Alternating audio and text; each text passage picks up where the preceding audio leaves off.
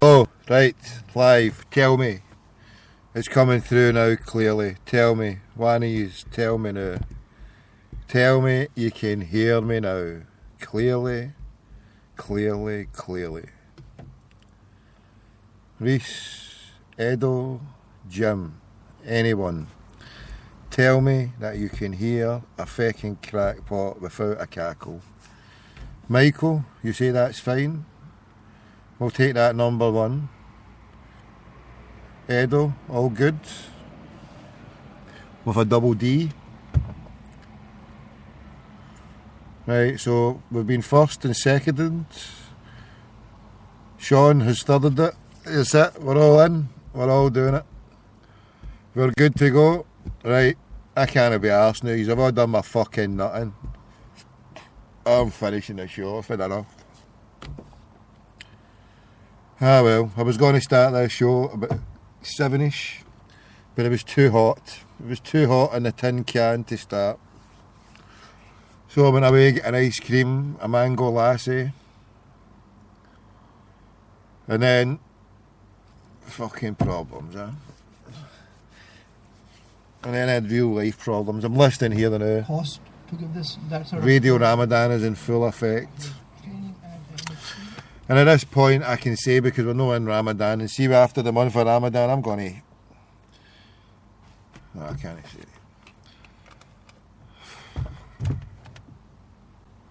They're a joke. Right, here, I'll tell you how they're a joke. They get the Adan, yeah? The Maghrib Adan is sponsored by Bonanza Cash and Carry. Bonanza Cash and Carry.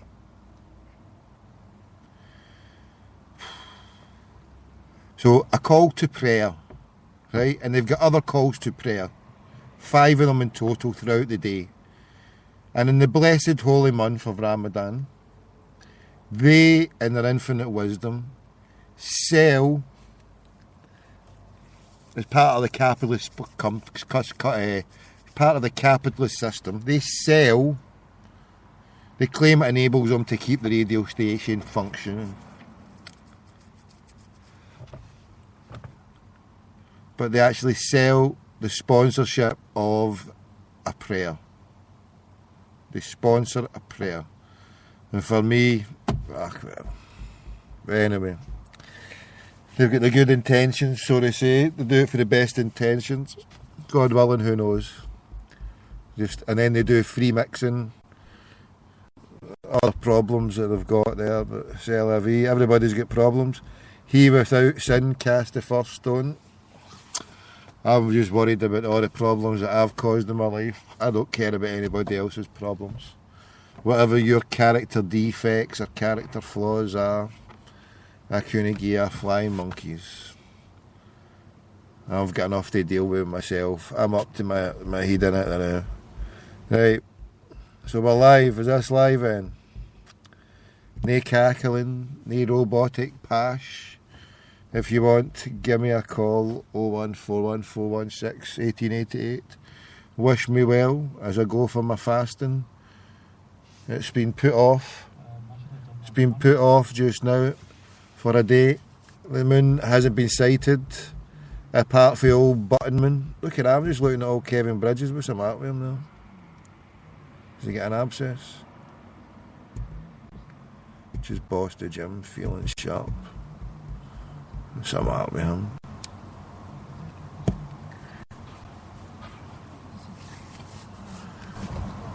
Is Kevin Bridges feeling alright? He doesn't look too good. Right, here we go. And the parrot, he sighted the moon.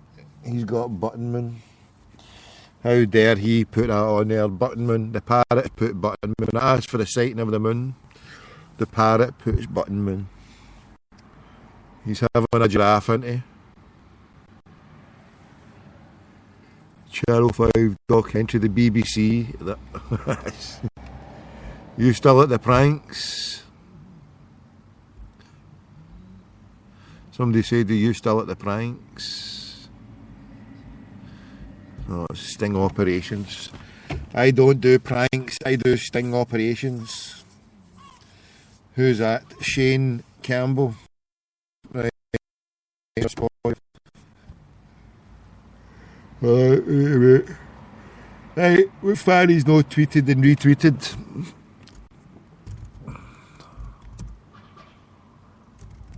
No, I don't.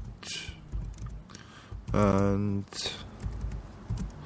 have never done a sting operation.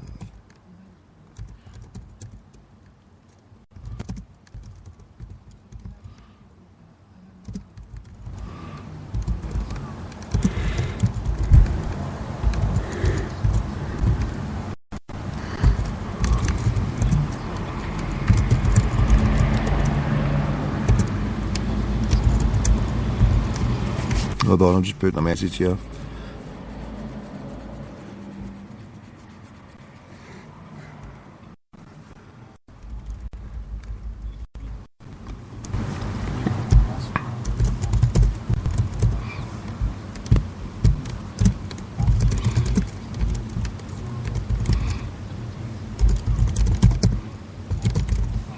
Right.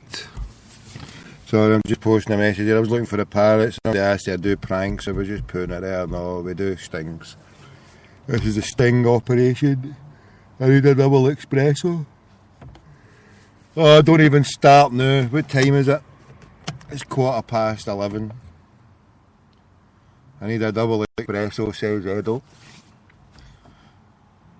4 hours in the making, this show.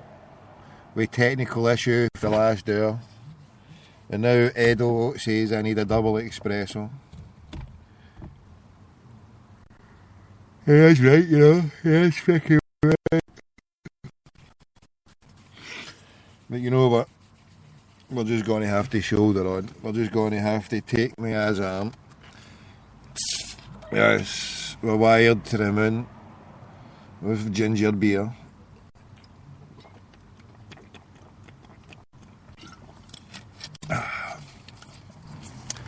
Right. Yes, anybody got a double espresso off? Hold on. The lights have went out here. I could be cackling. Right. Oh no. Shit. Right. Hold on. Stay there, crackpots. Are we still there? Are we okay? Everything cool? Double Mellow Birds. The parrot has just entered the building. Come and wake me up halfway in a minute. Button Moon is in. Yes, Button Moon has joined us. Button Moon, and here, since he likes Paladin the Lamp, we'll play this for him. And Charlatans, Weirdos, oh, that's on there as well. It's this in. Okay, and I quite like that song, that Nelly's Just a Dream, I don't know why. Right, no, but we'll play a wee tune. Right, for Paladin the Lamp. Glenn Michael, is he still what he did, isn't he?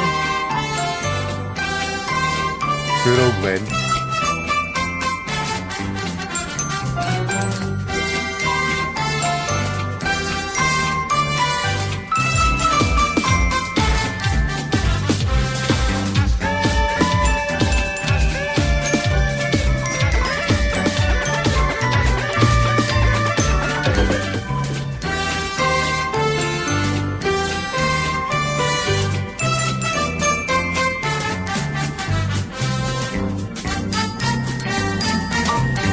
Yes, acid, we call it acid.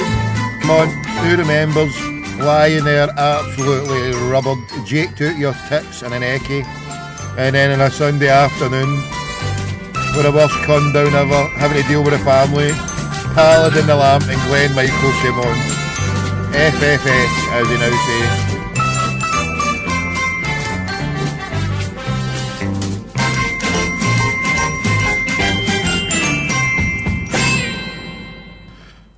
Or else if it wasn't the old Paladin the Lamp, it was Archie Montford and Arthur McPherson.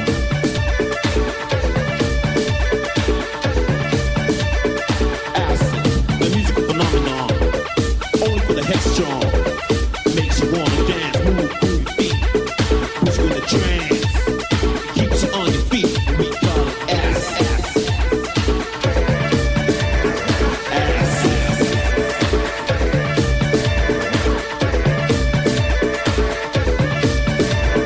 turn on, you tune in, you drop out. As it has that effect, bassline be pumping, body rocking, people in the crowd, you hear them shout.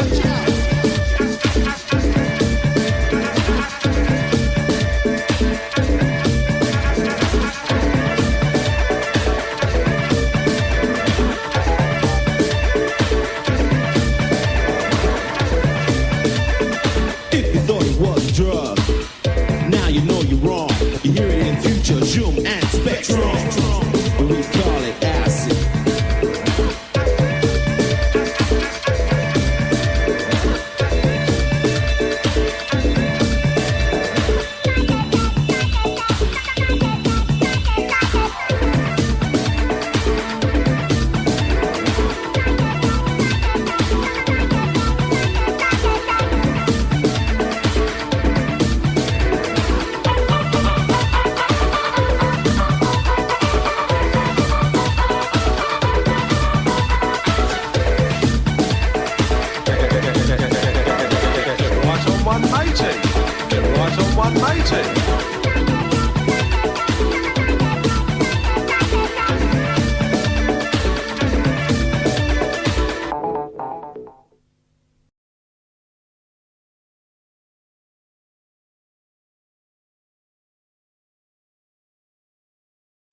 Something for your mind, your body, and your soul.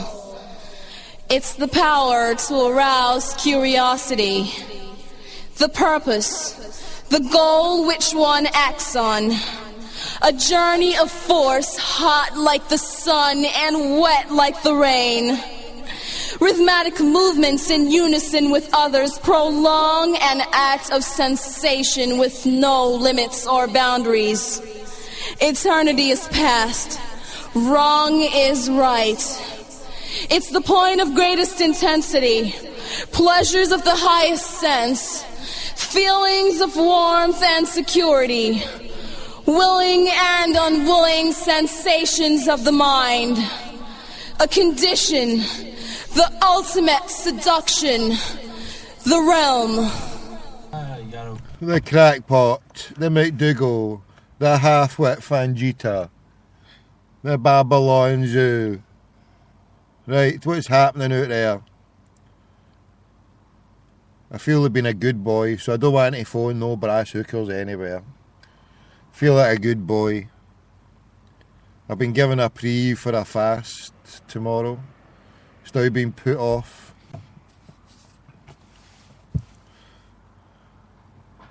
For a day. Day of execution. 19 hours without food or water. Ordinarily it would be hard, but add in the sweltering heat. So I'm praying for a cool down. Cool me down.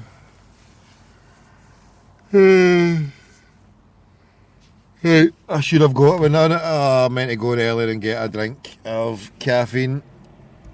But never mind, c'est la vie, we're live here. So, crackpots, I don't want to phone. What time are we now? It's up to you. I'm putting this show on for you here. So, I'll sit here, hanging, with my eyes half closed, doing a good impression of Stevie Wonder. But since I've not been able to do a show tomorrow night, and I thought last night's show was going to be last in the evenings, c'est la vie. I never even got to the beach today with the rains. God willing, I'll try tomorrow. So we're now in the 8th. Earlier on in the shows I played, I tried to play Fred Joe McDonald. 32 years. 32 years, sadly, since the brother was cruelly taken from us by a cruel, merciless bastard called Thatcher and her brutal British military junta regime. Cruel oppressors, cruel. Her cruelty of her government knew no bounds, and you could see with the release and statements at the time the racism that she had against the Irish. Evil bitch. Oh, what a day that was. April the 8th, wasn't it? April the 8th, 2013. We'll live long in the memory. Long in the memory. It's up there with days out with, you know, family stuff. That's right at the top, and Celtic stuff. You remember where you were in a certain day. You can remember where you were on the 9th of May. The 3rd of May, 1986. I can remember where I was on the 23rd of April, 1988. Celtic won the leagues. And they won at 86, St Mirren, 88 against Dundee, 3-0. And then the 9th of May, St Johnstone, 98, stopping the 10. And winning the 1. So days like the zombies going belly up, the 14th. Or the news first of all on the 13th. Who forget the news on the 13th? Bloody hell. Who could forget the zombies greeting outside the Shecht house? The big house must stay open, and that's the bottom line. The big house must stay open, and that's the bottom line. Yes, that day was truly phenomenal. The 13th, I don't know. It was both of the days, yeah. I mean, the 13th, that's when I announced that they were going to be filing for administration, and then on the 14th, boom, HMRC here, fuck your filing, just take your administration, go for it. That was just spectacular. Absolutely stunning. Wonderbar. Old Hector Bambector. Hector Bambector coming out the closet and saying, here, shove your head up your chuffs. Minty boys. Right, crackpots, you can away and fling shite to them in. What time is it? I could go and get a double, triple espresso. But you know what? I've started to open more shows in it. Right, I can't be bothered. So you'll just have to take me as it is. Or do you want me to shut the show? Tell me if you want me to shut the show and get double espressoed out my frupney bits. Do you want me to go and get double, treble espressoed? Just say it and it shall be done. Tell me to take a break. Say, crackpot, go and get a break and espresso yourself to the max. If you want me to espresso myself, just say it. There's a wee place open where I can go to now. It's forever hold on to your piece.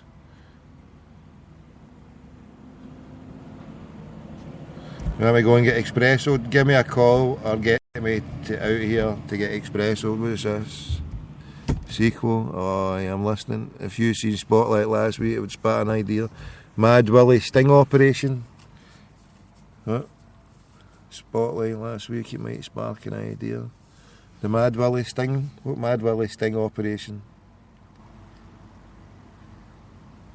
Spotlight last week. Well, send me the link, crackpot, and stop speaking in fucking riddles.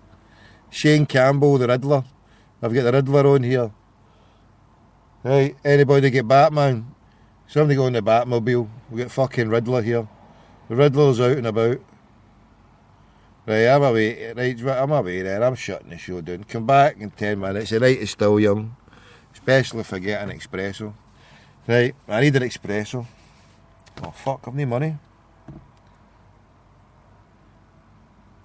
I need to go fucking Brassic part-time. It's Brassic part-time, troops, Brassic part. We even get money for an espresso. Unless I have to do a diversion.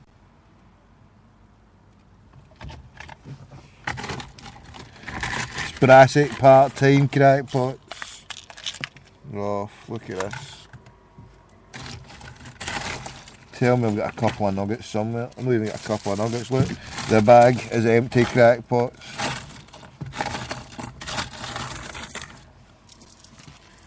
Look at that, fucking absolute shrapnel. Shrapnel, right, alright. I just need to perk myself up. I'll play a tune to perk myself up. Right, what tune? Right, here we go. We'll play a tune to perk myself up. We got something here.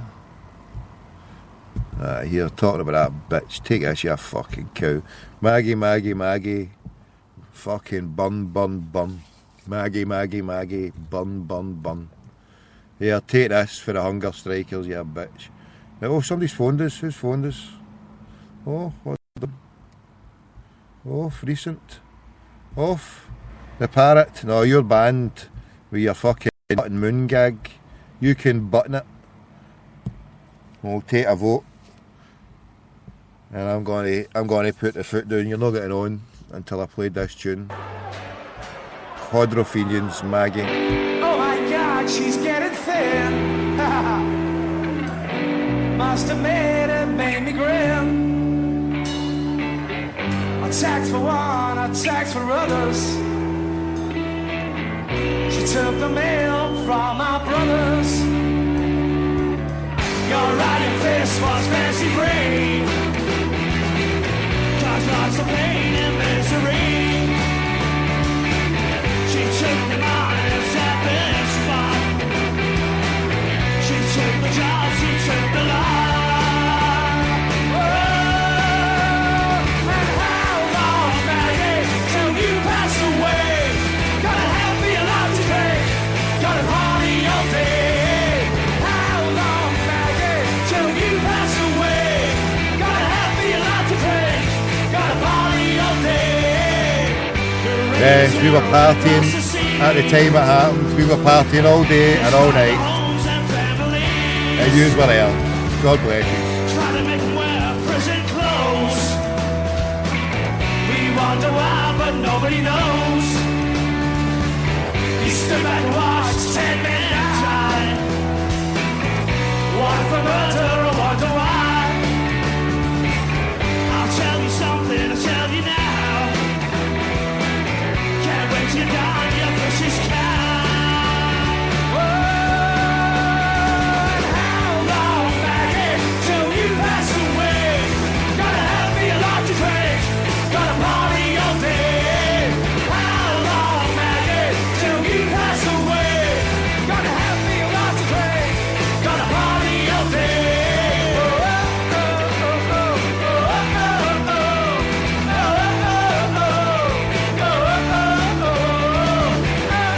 oh, oh, oh, oh, ice cream and chili with Thatcher dies. Gotta pass it, because you're not alive. Ice cream and chili with Thatcher dies. Gotta pass it, because you're not alive.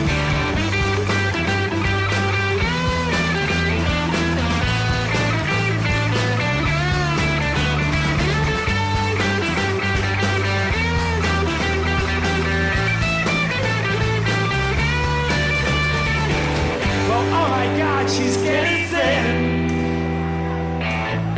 Must admit it made me grin. Attacks for one, attacks for others. She took the mail from my brother.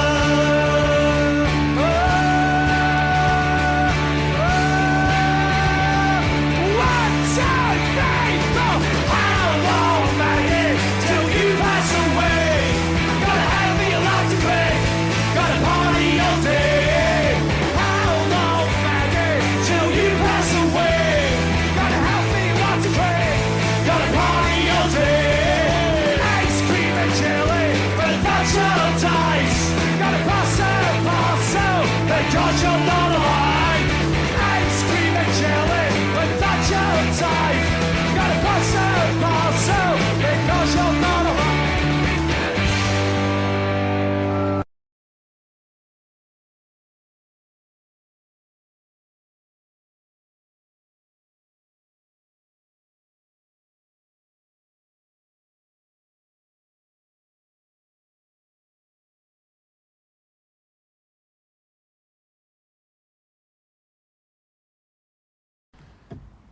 And we're back. Our noise abatement society friend stepped in at the breach all the time there. I'm just loading up a few more tunes, 23, 34. And we're putting this invite out as well. If you want to join the show, the Bald Parrot always steps up to the plate. Always steps up to the plate. Even when he's no wanted, when he's offended me. Offendy time at the Button Moon. Yeah, it's never been so offended. When we're sitting here waiting for the moon to come out, he hits me with a fucking Button Moon. Yes, but it's alright. If we go way back, so I guess I have to let him off. I have to let him on at some point. But, especially with his persistence, you got to admire it. He's got more persistence than Andy Murray against Novak Djokovic. There's something that, I mean, I care not a jot. It might be a funny handshake, or old Murray with his funny handshake with Chrissy Hoy, now his relationship with Ingme, old Fergie boy. But there's one characteristic I do admire in a person, and it's sheer doggedness, persistent, tenaciousness. The running for the points. See those points that he played when it was 4 each in old Djokovic. He dropped it in the court and he just ran for it. Most people wouldn't have went for it, but that was his training and his preparedness. You can't whack shit like that. Tenaciousness. You got to love it.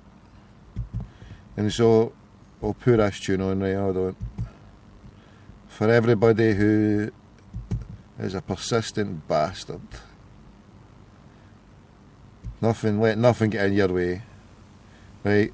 And what I was going to say is, before we get the parrot on, right, or while we've got the parrot on, I'm going to ask you to phone in and see if we can do a three-way call. So we can do a three-way call if you want. I've done it once before. Hopefully, God willing, I'll be able to run it now. So once we've got the parrot on, you are welcome to phone in and see if you can crash the system. If it goes belly up, then I'll just say bolt your rocket and I'll phone you back after the parrot's been on. But remember, we've done it once before from the same position where I am now. We've done it before and we can do it again. So we can do a three-way call. So once the parrot's on, if anybody wants a chin wag, then batter in. So we're playing this tune for everybody with persistence, doggedness, determination, and totally mad with an Eke back in the early 90s. Ebenezer Good, Mr. C, Crackpot McDougal, Shamanistic Madness.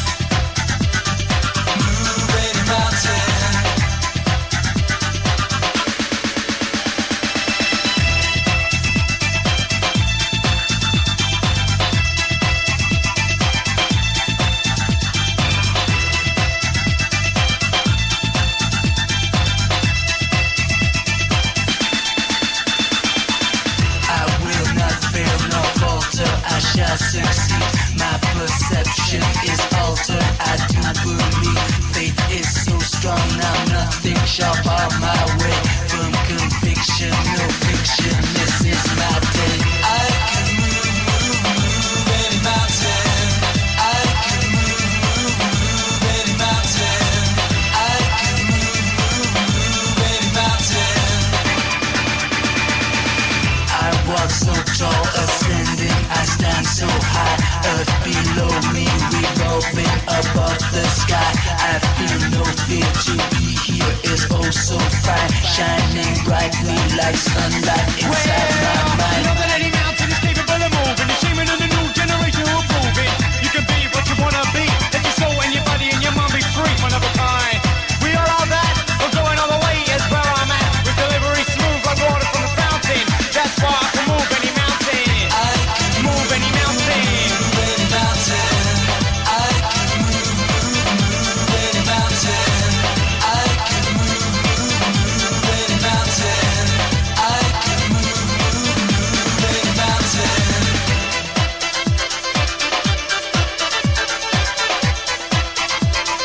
Move any mountain. Move any mountain. Future feeling, new sensation. Body is rocking and the mind is reeling and rolling, racing, changing motion, flowing like a river into the ocean. Better get yourself yourself ready for the next transition, cause the time is right for a new vibration. My vision, one nation, one tribe. One day will come the might to move any mountain.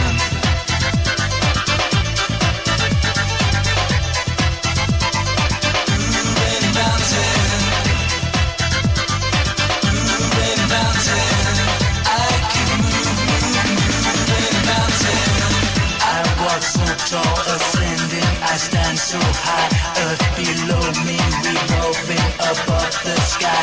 I feel no fear to be here is oh so fine, shining brightly like sunlight inside my mind. I can move any mountain.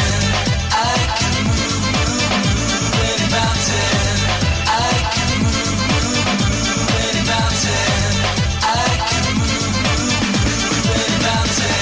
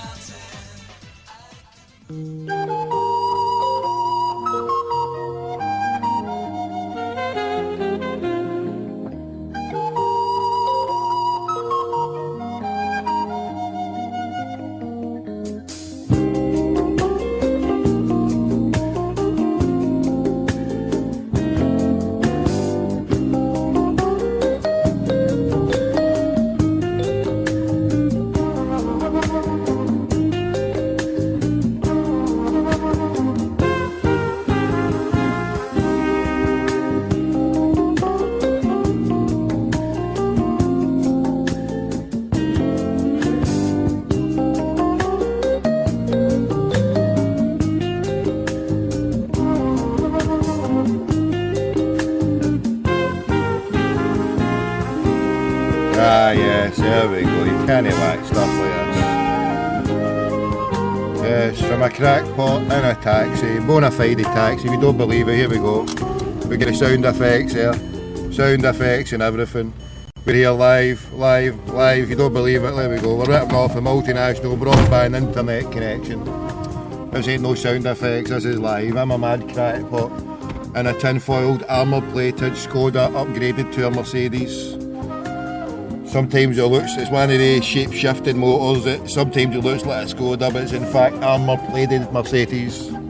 Upgraded kindly by Sevco. Yes. Right.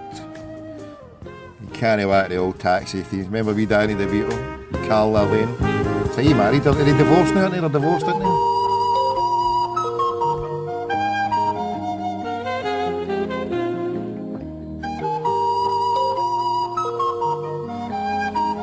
Taxi for a fanny, taxi for a fanny.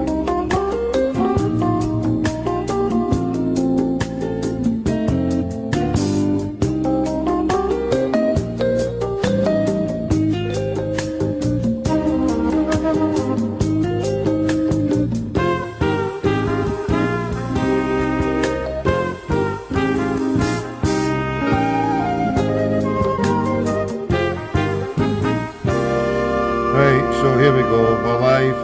We're going to get the Bull Parrot on for the south side. So we're merging, it's a merger we're doing here. Crackpot to crackpot, for the north to the south of Glasgow. From one scheme to the other.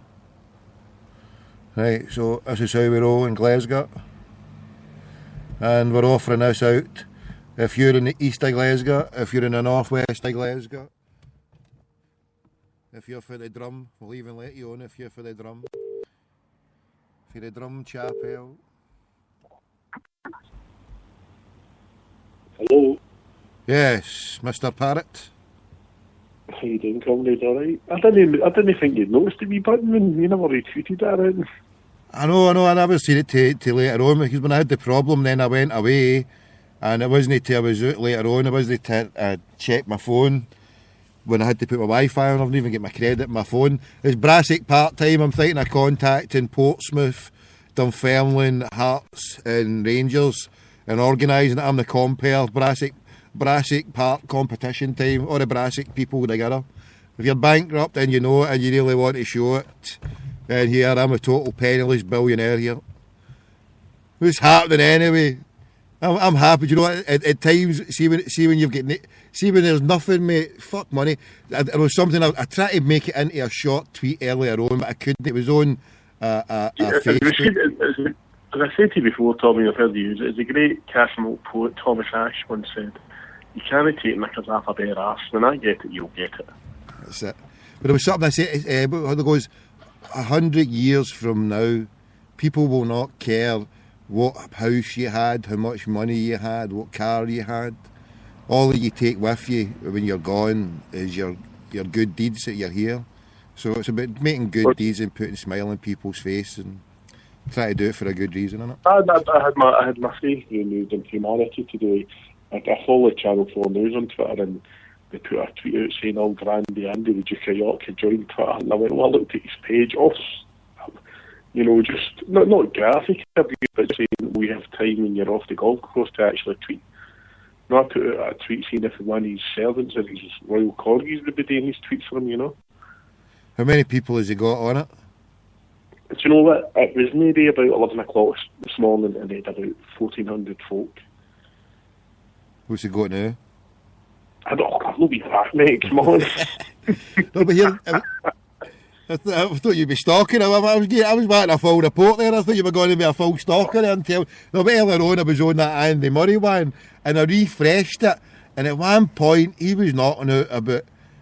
He must have been doing about 30 followers a second almost, because he was going through hunters. He was making some amount of old Andy boy. Aye, so you're talking to Andy Yorkie boy, aye. Aye, it's quite ironic though, Tommy. You think now, Andy Murray's sitting there, right, and Wimbledon last night, sitting there at Gubby gets his phone out and he sends a tweet. Now, it doesn't go to a newspaper, it doesn't go to a reporter, it goes straight to your phone. And I think that's what terrorises the media, because there's no need for them. Aye, they're a redundant force. It's just straight, and then, see, the other thing is, right, and the advertisers, as long as media exists, and the media platform, TV exists, everything exists for them to sell you something, for them to advertise. But now, they advertise, they don't need that, because they've got it there, straight away. Everybody's fucking fawning at Andy Murray. What's he doing? Fucking 100 people come and see me in London, fucking Adidas, fucking there you go, boom. That's him getting their money out of already. There was an article, I think it was the Times the other day, saying about how certain stars are sort of not getting hammered for just product placement, saying Wayne Rooney, etc., certain garments are wearing and that. So don't get me wrong, there was somebody retweeted the Herald. For some reason, some of their articles actually come out without you get the first 3 lines of sort of thing. But I know Hugh McDonald, the head sports writer at the Herald, he done a fantastic story about Andy Murray, and it was and you can read the full thing for free. That's a really good read. But as you say, that information now, it's like transfer rumours. All you need now is Celtic find a guy, and you go into YouTube or your Wikipedia and find out yourself. You're not depending 20 years ago on some hack sitting in a smoke-filled newsroom in Glasgow phoning some hack in Europe to get a report on a guy. So, it's interesting for me how it's going to play out, pal, And I've done it before when I've done my daytime shows. All it takes is somebody, we could do it ourselves, but if you do a daytime show and you bring reports through there, although you don't have to do it fully daytime, but a couple of hours a day keeping people abreast during the daytime show. And there's going to come a time with all the people doing the podcasts and there'll come a time where people will be doing their own live podcasts at that time of the day, bringing you all the transfer rumours. Maybe even try and do some of the stuff myself. And here, while we're on at it now, right, 0141 416 1888. So see you crackpots there sitting in the chat room. There's going to be lifetime bans issued for the next half hour to each and every one of you if you don't get your fingers out and phone. It's 01, since you are all slow of study and hard of thinking, I'll even put the case down, since you're no phoning, you haven't got the proven credentials, you could be all zombies, apart from the ones who've proven themselves. So you need to phone up Edo and various other ones, Michael, you need to phone up, prove yourselves, 0141 416 1888. What do you say to that, brother? They should phone in, shouldn't they? I don't know, mate. One of the people from one of the Beach Grove Garden places that say you can and all that. My old years can't handle that, you know what I mean? That's shocking, you. You're banging out of order.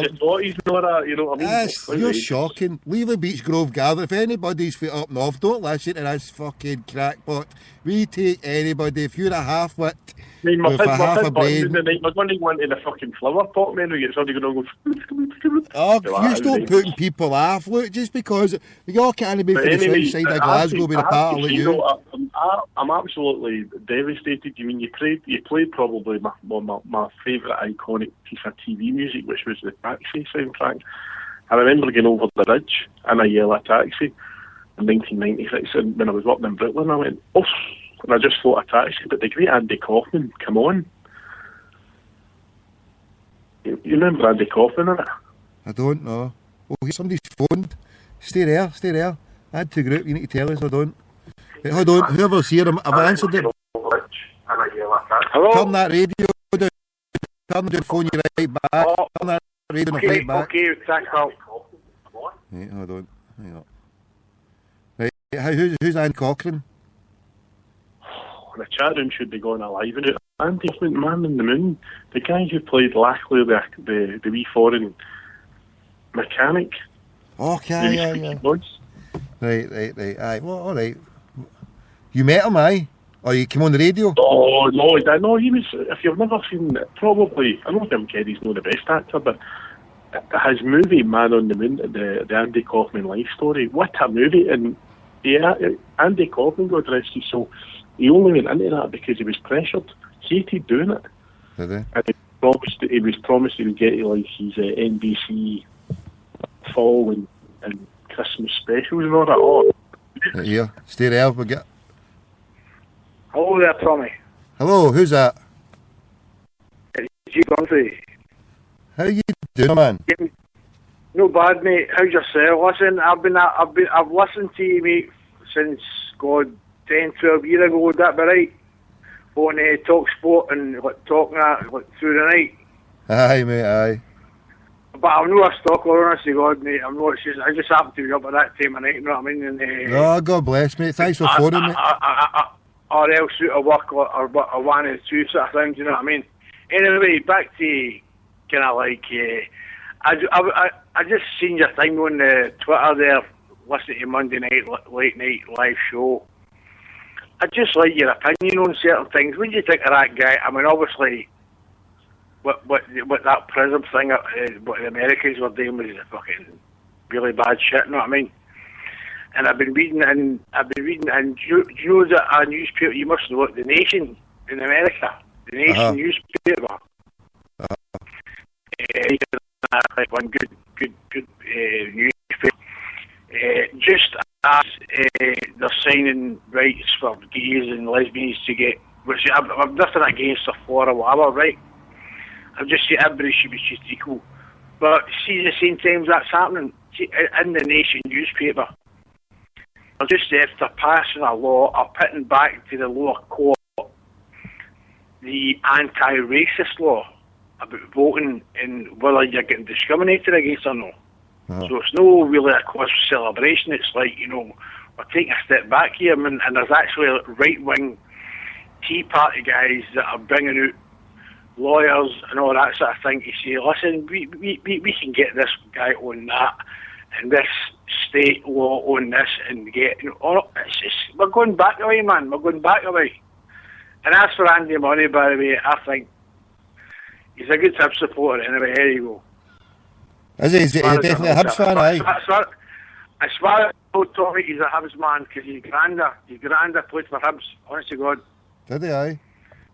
His granda played for Hibs, I swear to God. It was on the telly. I know I make it sound as if I'm talking through my whatever, but honest to God, as far as I know, his granda played for Hibs. That's the wee old couple you see on the telly. Oh, that wee Erskine couple, aye. Aye.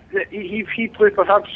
Ah, brilliant. So they, well, I mean, you've got to believe, if you didn't believe something, then you end up your own backside. I mean, I don't want to go there again. I mean.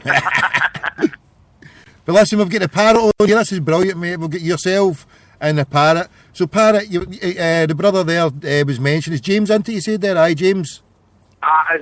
He was mentioning there the PRISM stuff. I mean, for you're if you can talk on that, I know you get specialised knowledge, but I mean the stuff that's out there with Ed Snowden, a lot of this stuff was known about for a good number of years. What's your opinion, Parrot, as well, with the stuff that they're doing with PRISM, and how much do they know telling us basically as well? What can you tell us, Parrot? Well, I mean, the boy who was called in there, he was talking. I mean, you're talking about people's rights, etc. You look at how Spectrum Society is now. That's the Scottish Defence League put in. It was in today's Herald coming out in the morning. Jerry Brady's just tweeted it, that the SDL are going to be marching in Pollock Shields, which is obviously the big Asian community in Glasgow. When? And there's nothing really they can do to stop them, you know, so you give people more freedom, and you've got to really accept it, even though you don't want to get through. Reference security, etc. I mean, what you've got to realise is that every country, I mean, society now, everybody thinks, oh, you know, Russia and all that, as you say, told me the communist bear's dead and all that. The world's probably, apart from when Adolf Hitler was floating about and Stalin, etc., the world's probably never been at less dangerous times, apart from World War I, the arms race, because with security, what you've got to realise is there's stuff you can't be told. And as ridiculous as that sounds, it's national security, because if you want everything, do you want the password for everybody's bank card? Do you want the password to go into every oil rig? Do you want the password for air traffic control so you can talk to pilots when they're trying to land an aircraft? Do you want to interfere with an ILS system? It's like see the bombs and that, etc. they use to drop around the world, the global positioning system. That's the same thing the military uses, only it's tweeted. They've got the military and other organisations, NASA, etc., have got a higher upgrade of equipment. So I mean, it depends. If Snowden stuff, certainly. I mean, you look back in Britain with Spycatcher when that gentleman wrote the book, and it was going to compromise what had happened in Britain in previous times. And it's not just people who go and work for certain organisations. It can be anybody. I mean, you've got let's just take it totally away from the military and government. Would you want your doctor sitting in a pub in the morning night talking about your life? Do you want your postman sitting in the pub saying, oh, I dropped in fucking 20 Provident check debt letters to the Parrot last night? Every job and every society has got to have a level of confidentiality. And unfortunately, some people in certain governments abuse this beyond, to me, an acceptable point. But you know, think, Parrot, sorry, I don't mean to interrupt, pal. No, but you know, think it was really shit in their trousers time. No, I mean, at the same time, the French were, you know, I mean, the French and the US have not been very good bedfellows for a long time, right? I don't really understand the background behind it, but I know there's really good bedfellows for a long time. It's just Iraq War, because France didn't go with the Iraq War. Aye, but to deny the airspace to that Panamanian guy, the French airspace man. The Bolivian guy. The Bolivian guy, I mean, it's absolute bullshit. They're saying one thing and they're doing something with that. And as you say yourself, pal, it's almost like they're getting bombed by text message. I was watching a thing, these drone things, and they're actually worked in some fucking place in America. It's not even here in fucking Iraq. No, I know that's it. They're actually fucking like the graphics not are in some place in some desert. The pilots there's guys who actually drove those Predator drones have actually got post-traumatic stress because they see what they do, and that's just doing it on a computer. Or a monitor. But what you've got to realise where the world is at the moment, obviously, as I said to Tommy the other night, Central and South America have embarrassed Europe in the sense that excellent, man. Maybe this gentleman trying to get diplomatic immunity, but in a few it might be 3 months' time at the Paris Air Show, when France and Spain and Germany and Britain, etc., are trying to say they'll sell the latest military wares and technology to South America and Central America. And unfortunately, that's when the Chinese will probably make a lot of money out of it. So it's swings and roundabouts. I mean, we look at the map centred in Europe. We think Europe is the epicentre of the world. Unfortunately, at the moment, as I said, South America and the Far East basically are running the world at the moment. And Europe's just a real place of non-significance. You look at Turkey, we look at Egypt, we look at people, and I'm not defending Britain in any means, but you look at the way Britain, the bits of the world that Britain used to colonise and bully and batter and take all the natural resources out it and basically sneak it away in the night. But the main flashpoints at the moment are areas where maybe the French and the Belgians, etc., went in there and discreetly... they've done that. Aye. So, I mean, the Dutch were in there, the Germans were in there, everybody was in there. I mean, they were supposedly the civilised people. They had the right to either kill, molest, bugger, poison. Nothing like East Coast talk. We're not on Edinburgh. And that's the way the white man has always behaved. That's the way the white man's behaved in Africa. It's been atrocious. That's family show. But you know what I mean, man. I mean, you know what I mean, mate. Honestly, the main problem you've got now is your own security, because Facebook, Twitter, etc., and I think it was the Straits Times or the Singapore Straits Times today, or the New York Times, were mentioning the fact that Jay-Z allegedly is up for doing stuff on Facebook, which is, hit this if you and tell us more about you, and the information's moving on. Allegedly, better clear myself. So it's up to yourself what you look at how. See what you're saying yourself, mate, about like the Latin American but the South American and the South Asian countries, as in like the Brazil, Russia, India, and China. Now they've got like G4. The BRIC companies. Brazil, Russia, India, and China, And see all these countries like Venezuela, I don't know so much about Bolivia, about Venezuela, that they've nationalised their oil, they've used the wealth for that oil for their own people. The way, alright, you can say like, with a certain amount of, he getting the ticket through the peasant vote, which isn't a bad thing. We've all been our grandfathers were peasants, so I mean, we came out on the vote and all that kind of thing. I'm a fucking peasant, I've not got a pot to piss in, I've got a bare ass. I couldn't even get a fucking double espresso. I had to get a parrot to phone me up to fucking get me waking up here. That's how fucking brassic I am. I'm brassic part-time, mate. Talk about yourself. You can go back 2 generations for peasantry. I'm a fucking peasant now, mate.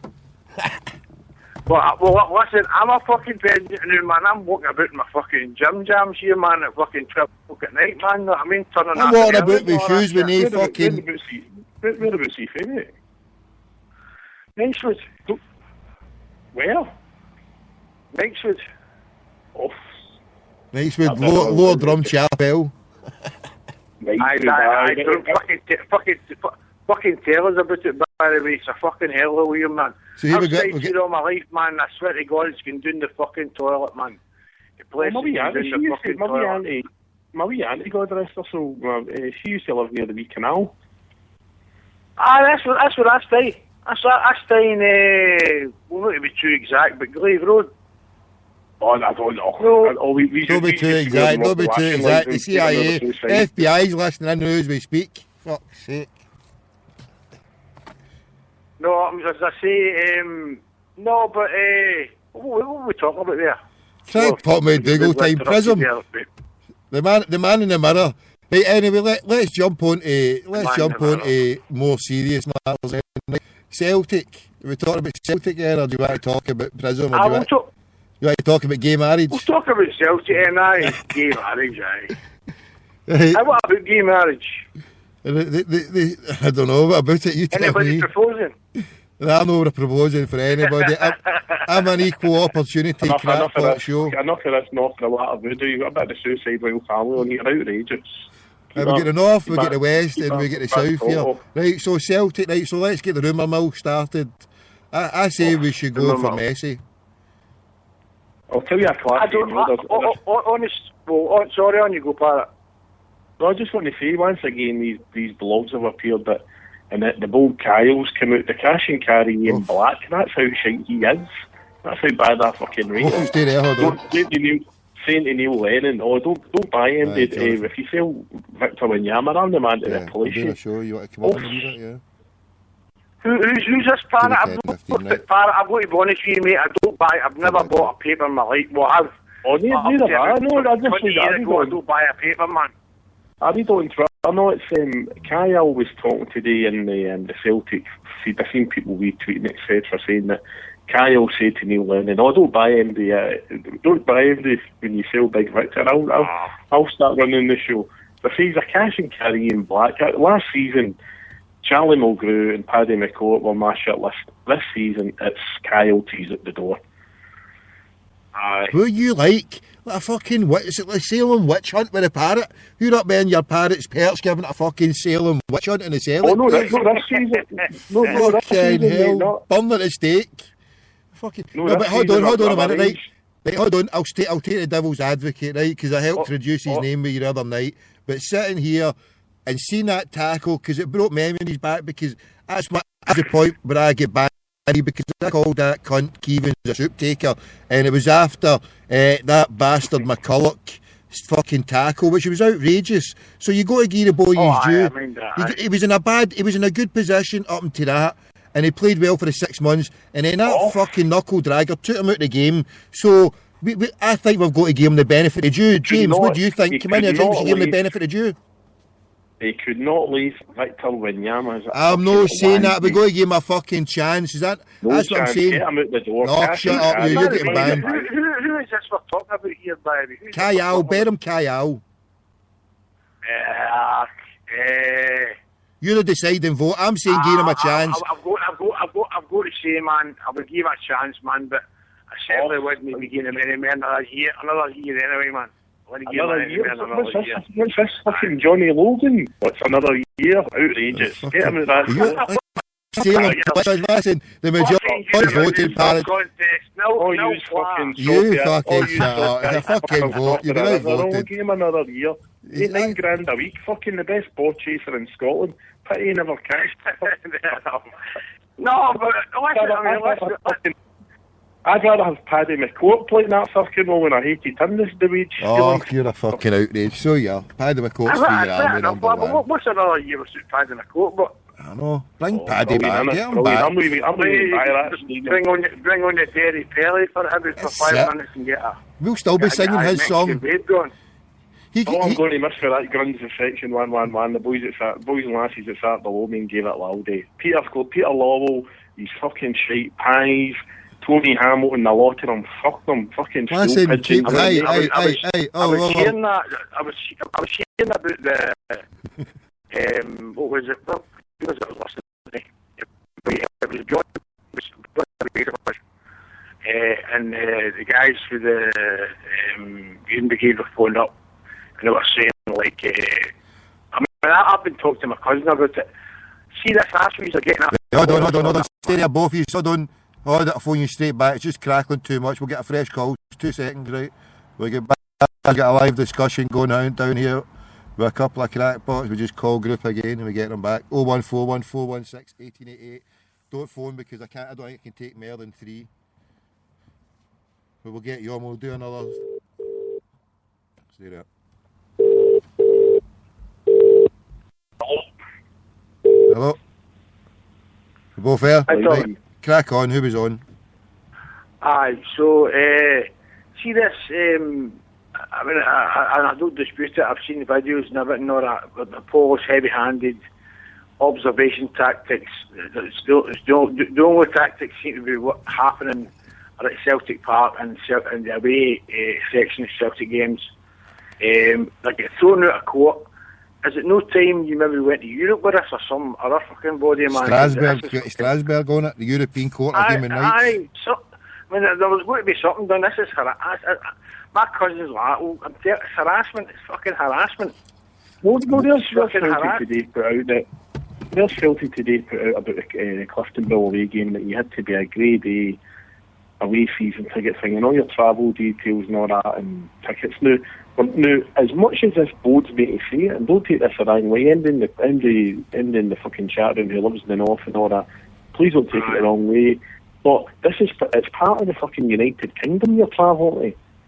It's the same distance as going to fucking Manchester. So why are we having to fucking give all your details? Absolute fucking nonsense. It's like going to Carlisle, mate. You go 80 miles in a 20-mile boat journey, and that's you, bum fucking.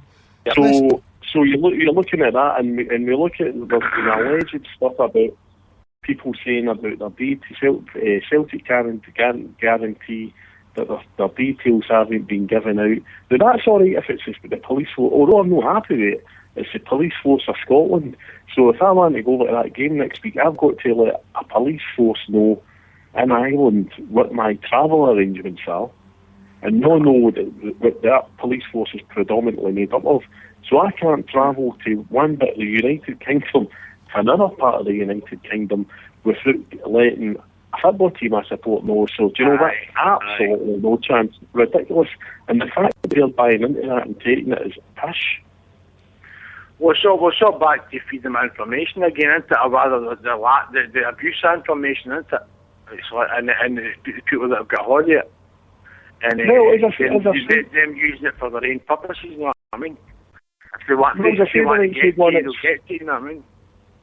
Well, I had provisionally booked me and Thomas J. Clark, the third, a room at the Linen 5-star Hotel. We were going to have Mellow Birds with Pierce Brosnan in the afternoon and get the limo along with the game, but totally compromised now if the NIPS police service of the north of Ireland are going to be floating about, you know what I mean? Me and my ninja suit and him in the bus car, we just caused too much fucking uproar. Is that right, so Kyle, I can't believe that you're starting a Salem witch hunt on Kyle after right now. If give him. And is he no an Israeli? What do you call it? Israeli Palestinian, aye. Israeli Palestinian. What I would suggest, right here, listen to this one. What I would suggest, right, I like to stake the middle ground. Parrot saying punt him the now, you're saying give him a year, right? But the whole point is he's saying to Lennon, look, use me, don't get a replacement. So I'm against that altogether. I'm saying go and sign a player. We need another player anyway. If we're losing him, get another one in, and it's going to take another player 6 months to bed in let's be honest, Tom, I don't mean to butt in, but how much money did we make last year between selling Keystone Young, the left back, and then all the Champions League money? Well, there must have been a heavy positive. I mean, whatever loss we've took in season tickets and no having the Mankey mob, we still must be in a positive. We still must be in a positive. So, and if we're making a hefty profit in 1 year mama, we should be looking to take 2-3 million and sign another midfielder and give Kayal another chance to redeem himself. Give him 6 months and bring somebody else in. Would that do you, Parrot? Then hold on, Parrot. Would that do you? Absolutely no chance. Oh, come here, flying shite at the moment. We're no fucking Hibs, we're no Motherwell. He was getting at the I go to Man United, he had a couple of good games. And then he got injured, and God love him, right? He had a bad injury, but he's still getting $8,000 a week. He was fucking handicapped by 100. I've got to say, Parrot, man, I think he gives it all, man, on the park, man, I've got to say. I think he makes for the time. I know, Parrot, but there's a lot of guys. I know there's a lot of guys. There's a lot of guys that comes easy to, man, and like they don't try. And a lot of guys that didn't come easy and still don't. Who did they try at Celtic last year? Who did they try? Oh no, in general, give me a player who didn't try. I'll give you a player who didn't try, right? Well, I wouldn't like to say somebody didn't try, but I've certainly seen on the park at times people playing well within themselves, and the whole team playing within themselves. Absolutely, absolutely fucking aye. It's alright if we're playing fucking Carlos Kickerballs who plays for Raith Rovers or Motherwell. People's no paying £100 for fucking Champions League tickets. to go and watch Kyle getting a fucking nosebleed as the ball whizzes by him. When you seen, the unfortunate thing is there was a standard set when Kyle was in that team, and everybody went, "Oh, this boy's not a bad player." Victor Wanyama turned in. It's like, oh, to see the fucking Yankees playing pantomime. But hold on. He's not European standard anyway, Parrot, sorry. But hold on, Parrot, right? So what's the point? What's the point of keeping them in, because we're a European club? But hold on, Parrot, right? Hold on, there's a case. Hold on a minute. Hold on a fucking... Hold on. Yeah, oh. Tell me, right? See Wanyama, he put his fucking toolbox away after Europe was done. After he played the big games, he fucking sat back. So if you look at him, right... That guy done more in one fucking football game when he was half-boiled than Kyle's done his whole season Celtic career. God's sake, man, I could have scored that goal, man. But he turned it. He never scored that goal right on my head, man. Bang, 1-0. I mean, what the Barcelona goal? Aye, it was laid on a plate for him, man. You and fucking Crystal Mayfield there. I'm talking about Do you know the dynamics of football? It was a great cross. He had great movement. All right. I could have figured it in myself. You will not see. He's the best fucking midfielder Celtic had since Paul McStay. Right, agreed. Right, but hold on a minute.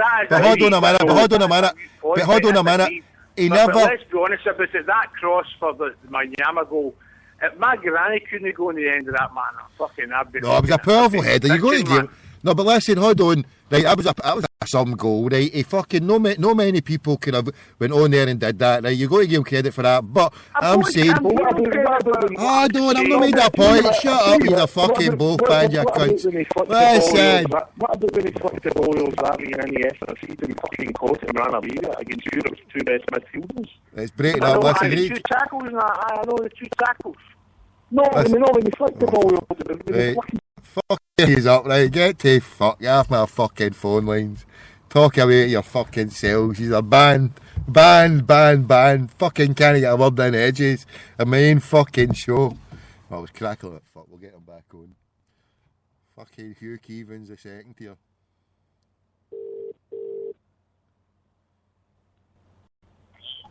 Hello? Hello? We're waiting for... Mr. Wee shoot out. Apologies to the boys in the chat. What's how? No, you're alright, pal. No, you're alright, mate. Apologies to the boys. I know you fucking motherfucker. I'm not like the boys in Ireland fucking...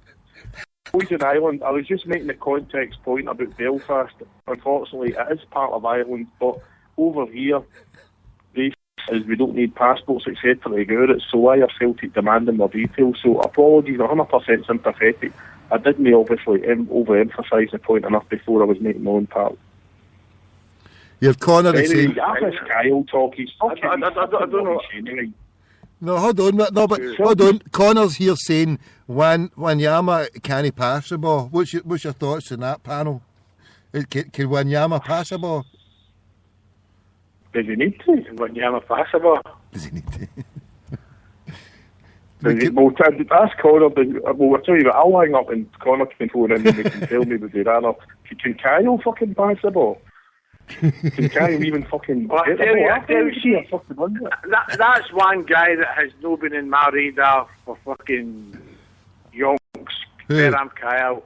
But as in all season.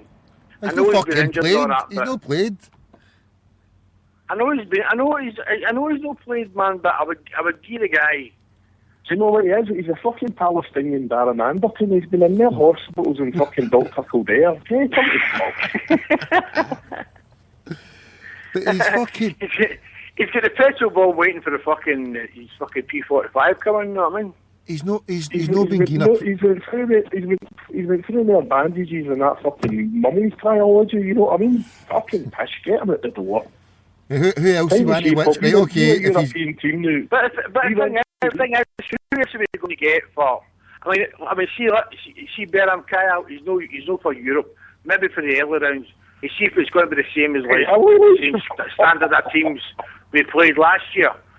No Beram Kyle for Europe. I thought we were very lucky to get through last season. We didn't play some bad teams getting through there, by the way. Well, I don't think Kyle... We made our own luck. we made our own luck, Parrot. I mean, let's be honest about it. We made our own luck. But I think we've got to be very honest with this team last season, and if they keep Hooper, if they keep Foster, great.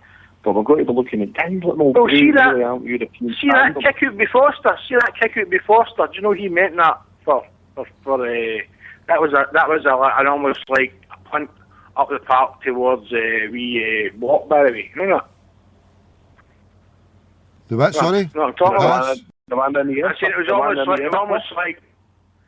almost like a deliberate punt towards Watt. He seen where Watt was. He seen where the defence. Straight punt towards Tony Watt. You couldn't legislate for it. You couldn't legislate for the fact fucking Xavi missed it. That's a goalkeeper using his noggin. But you couldn't legislate for Xavi fucking making a fucking arse yet. Xavi made an arse, didn't he? Did you see David Villa for Atletico Madrid team?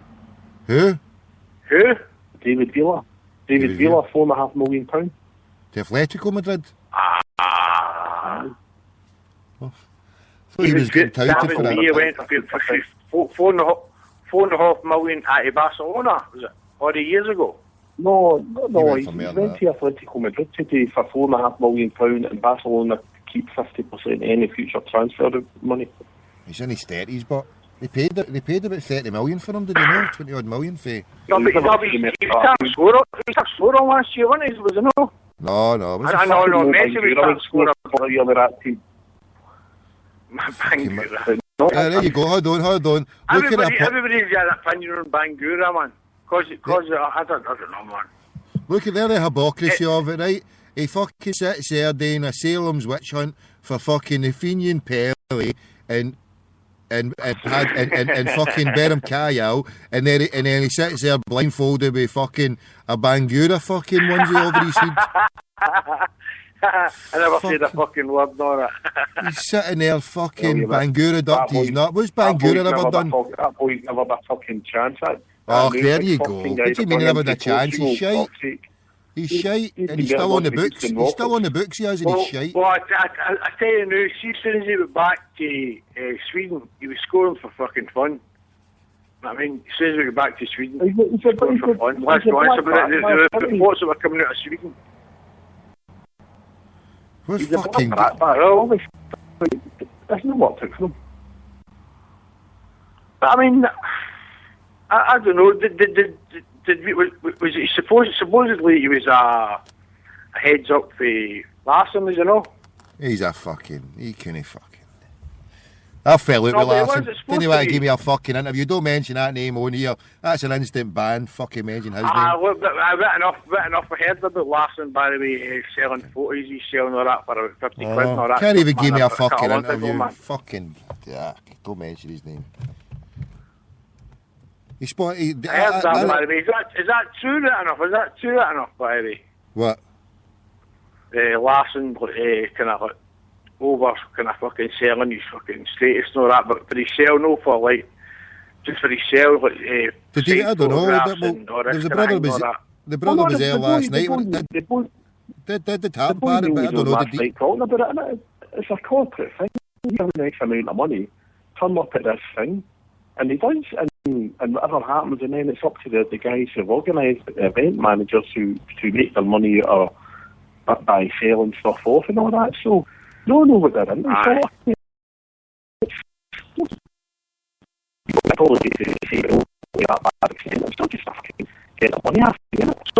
what's wrong with giving nine grand to wee Kyle then? Or giving 9 grand to Larson instead of giving him $1 million? Don't you fucking start, I'll still be canal, you scamp. I'm a made man now forever. I'm on a rowing boat now, man. I'm fucking my sails in the wind. Just tell me your middle name's Fredo. We don't have to him sitting in the rowing boat. I've got two, honestly God, two scats below me, with two scat flags below me, man. Hold on, phone it back, hold on. Fucking crackling. Fucking stop your crackling, Joe. Right. The line popped out there,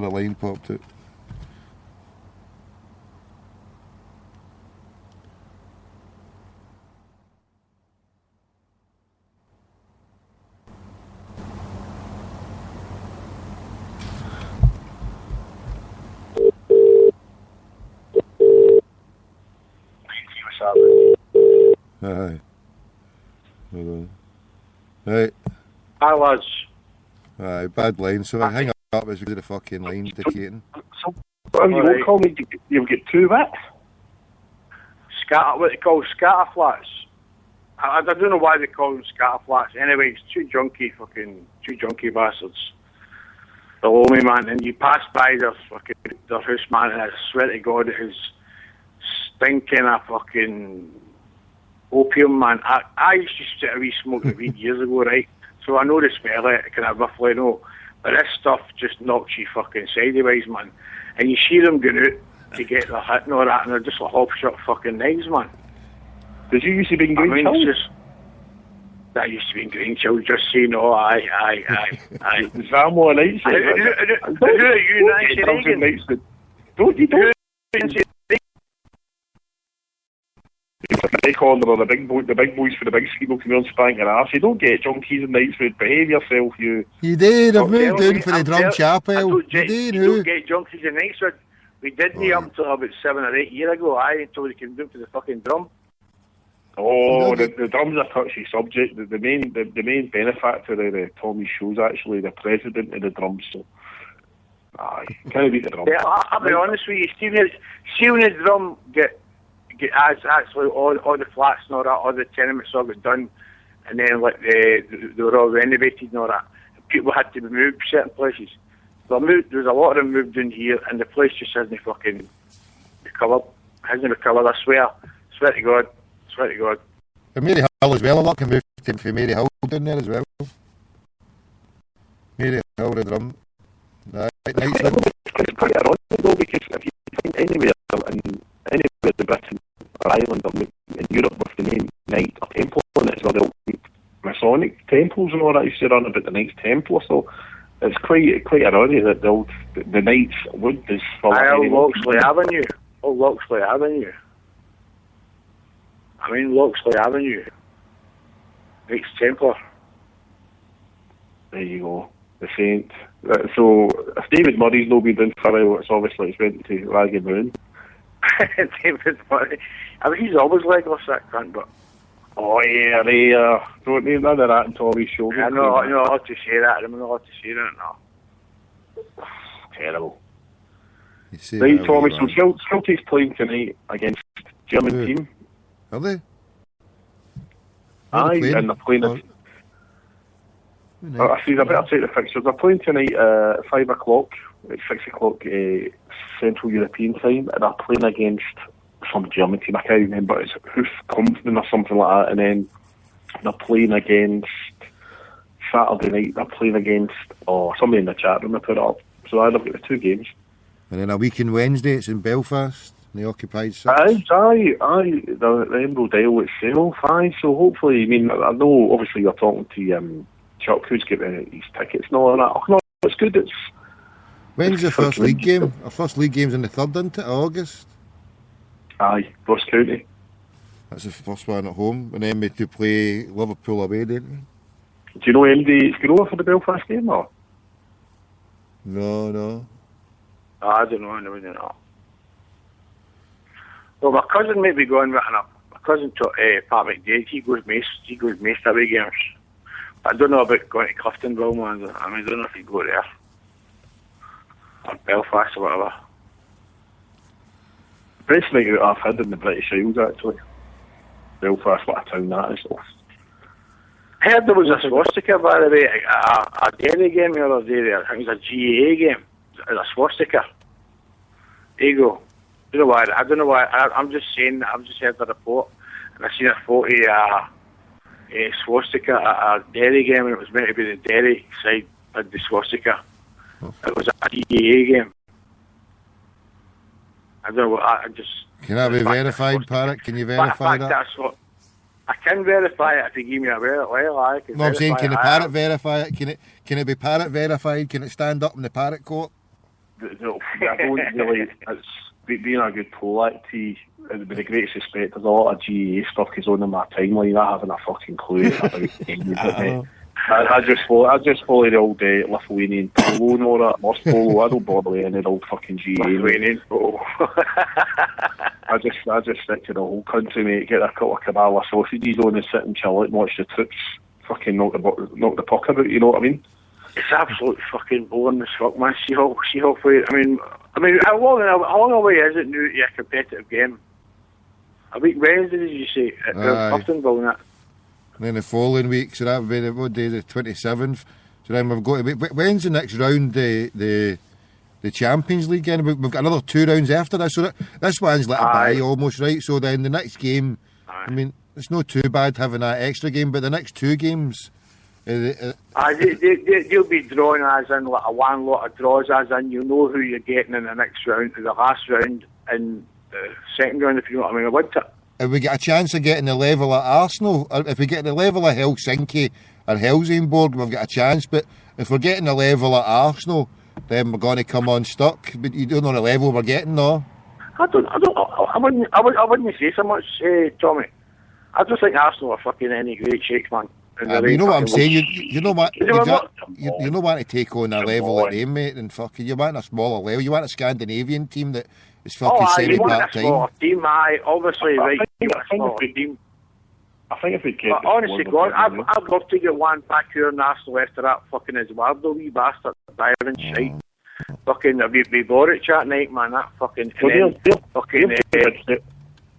They've just bid 30 million for Suarez.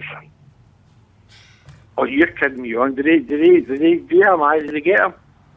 No, they went for the big boy in the bid. They get knocked back, and now they went for Suarez. But I think they've been told they're not far away from the price that Liverpool's looking for.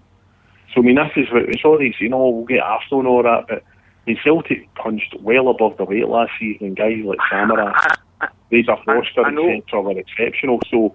You know, I've got to say Lennon's tactics are spot on, but man, for the European game, we were lucky, but Juventus at Parkhead. Oh, but I look at the tactics of set pieces, man. Hold on a minute. Pieces, man. Is this set pieces. Hold on, is this a continuation of the Lennon dispute? Is Lennon good enough? I don't know, because I'm getting fucking tired of that one. Enough, Either put it to bed, right, definitely or fucking sack him or tell him to go.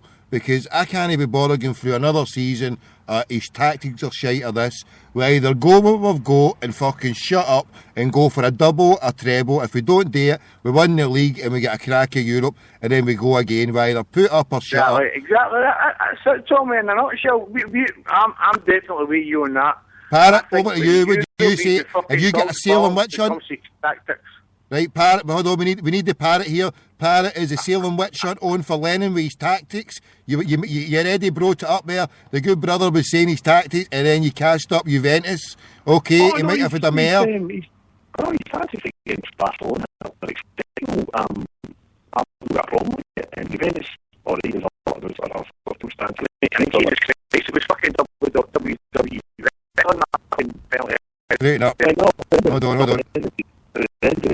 I'll phone you back, hold on, it's crackling right. The end of the day is followed by night. The end of the day is followed by night.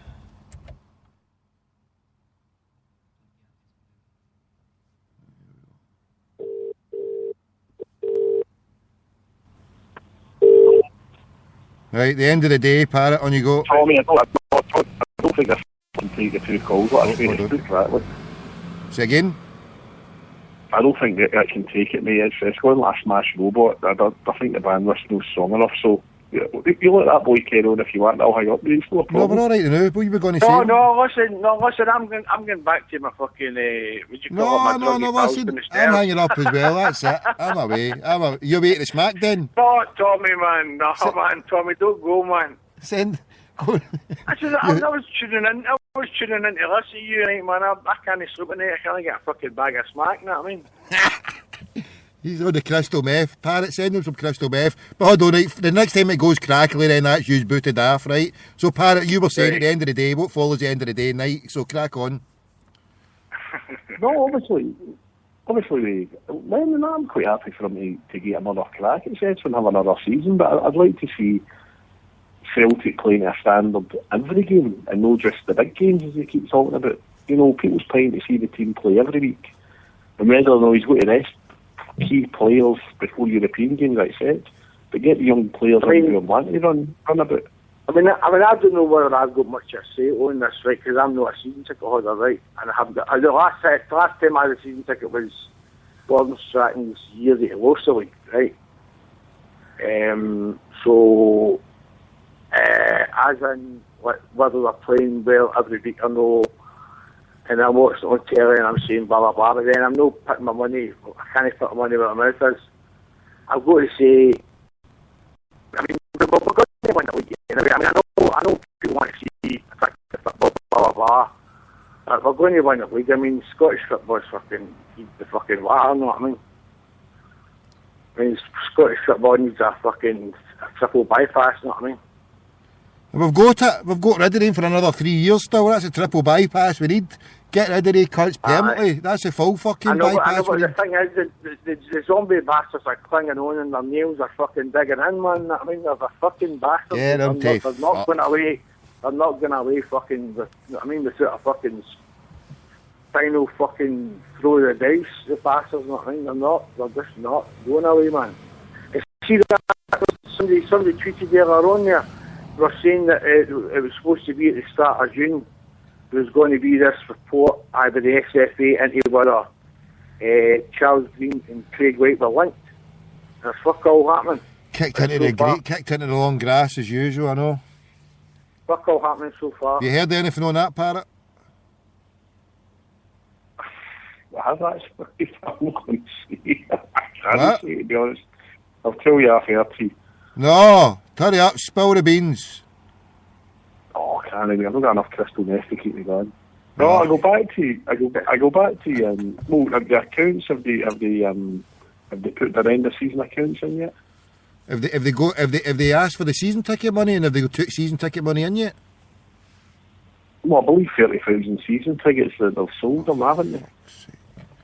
So they've no day with the accounts, so what the fuck are they all about again? They're fucking clowns, sorry. So now with the accounts, the company weren't willing to sign the accounts off for the season end of trading and then open up the books to get the licence for this season. And I said to you about 2 months ago, when I think it was on one of the phones, one of my mates said, "Who doesn't he do Twitter, doesn't he do Facebook, doesn't he nothing, but he's always scurrying about doing naughty stuff," and he said, "They won't be playing next season, they won't get a licence." And I'm like, what? And this is the guy who told me Moyes had the Man United job about fucking 2 months before he actually got it. Well, we better fucking hurry up because they're going to get their games gone soon. Here is another thing. How are these bastards playing in fucking games? They're fucking playing all the players. Any games at all, aye. They're playing. Well, but something the PFA told me. Obviously, your old pals who you've talked to a few times, and now you look at that boy who Celtic were going to sign, the big centre half, the Polish lad who unfortunately got that injury, and he hadn't signed the contract, and Celtic went off, and it was he never signed for us. Aye, did pre-season. This is the danger you're doing because. No, I don't know how the Scottish PFA will cover it if you're saying if you're a footballer, if you're a trialist at a club, and if they're getting away with it, and it's like, now God forbid any footballer, and I mean that, any footballer getting an injury that could be a career threatener, or it's going to need 40 grand's worth of work at Ross Hall, and these players are, I mean, you look at what happened to that boy, God love him, wee Paul Slane, that was with Celtic and get released because of his injuries and all that. Kennedy, I know, man. Kennedy. Well, Big John, aye, but obviously, I mean, that was with Scotland, and that's one of the saddest names of my Celtic fucking supporting, because he'd have still been Celtic captain, you know. And he would have been some fucking player, man, some player.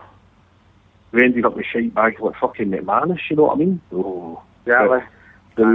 There was so I'll wait and see, mate. That's obviously they're just making the rules up as they go along, and they're getting away with doing it. And if they keep getting away with it, fair enough. I mean, they aren't allowed to play competitively until September. I believe they're allowed to play 2 or 3 games as trialists. But I mean, obviously, Dean Shields supposedly has been told he's allowed to leave, and Ian Black's been told he's allowed to leave free of charge. I mean, the 2 of them's probably picking up 15 grand respectively between them. So, but severance price at hanging at No, well, that's what they're on a week. So so they'll get maybe All right, 3 years aye, left in right. the contract. So, I mean, they've been told already you can go now, so I don't know if they'll maybe try and get a year's pay out it and then go and... Who's going to pick them up, you know what I mean? Aberdeen... They'll just send it out, mate. Well, I tell you, Barry, see the fucking, the other side's fucking troops. They're not happy at all with the lack of fucking so-called loyalty. Now that's their fucking byword, loyalty. Shown by fucking any cunt on their fucking side, as in like... I tell you, man, that language in Knightswood's terrible. What school did you go to in Knightswood? I'm going to phone up your old teacher. Couldn't have been many runs at your school, I tell you. Old teacher's a junkie, man.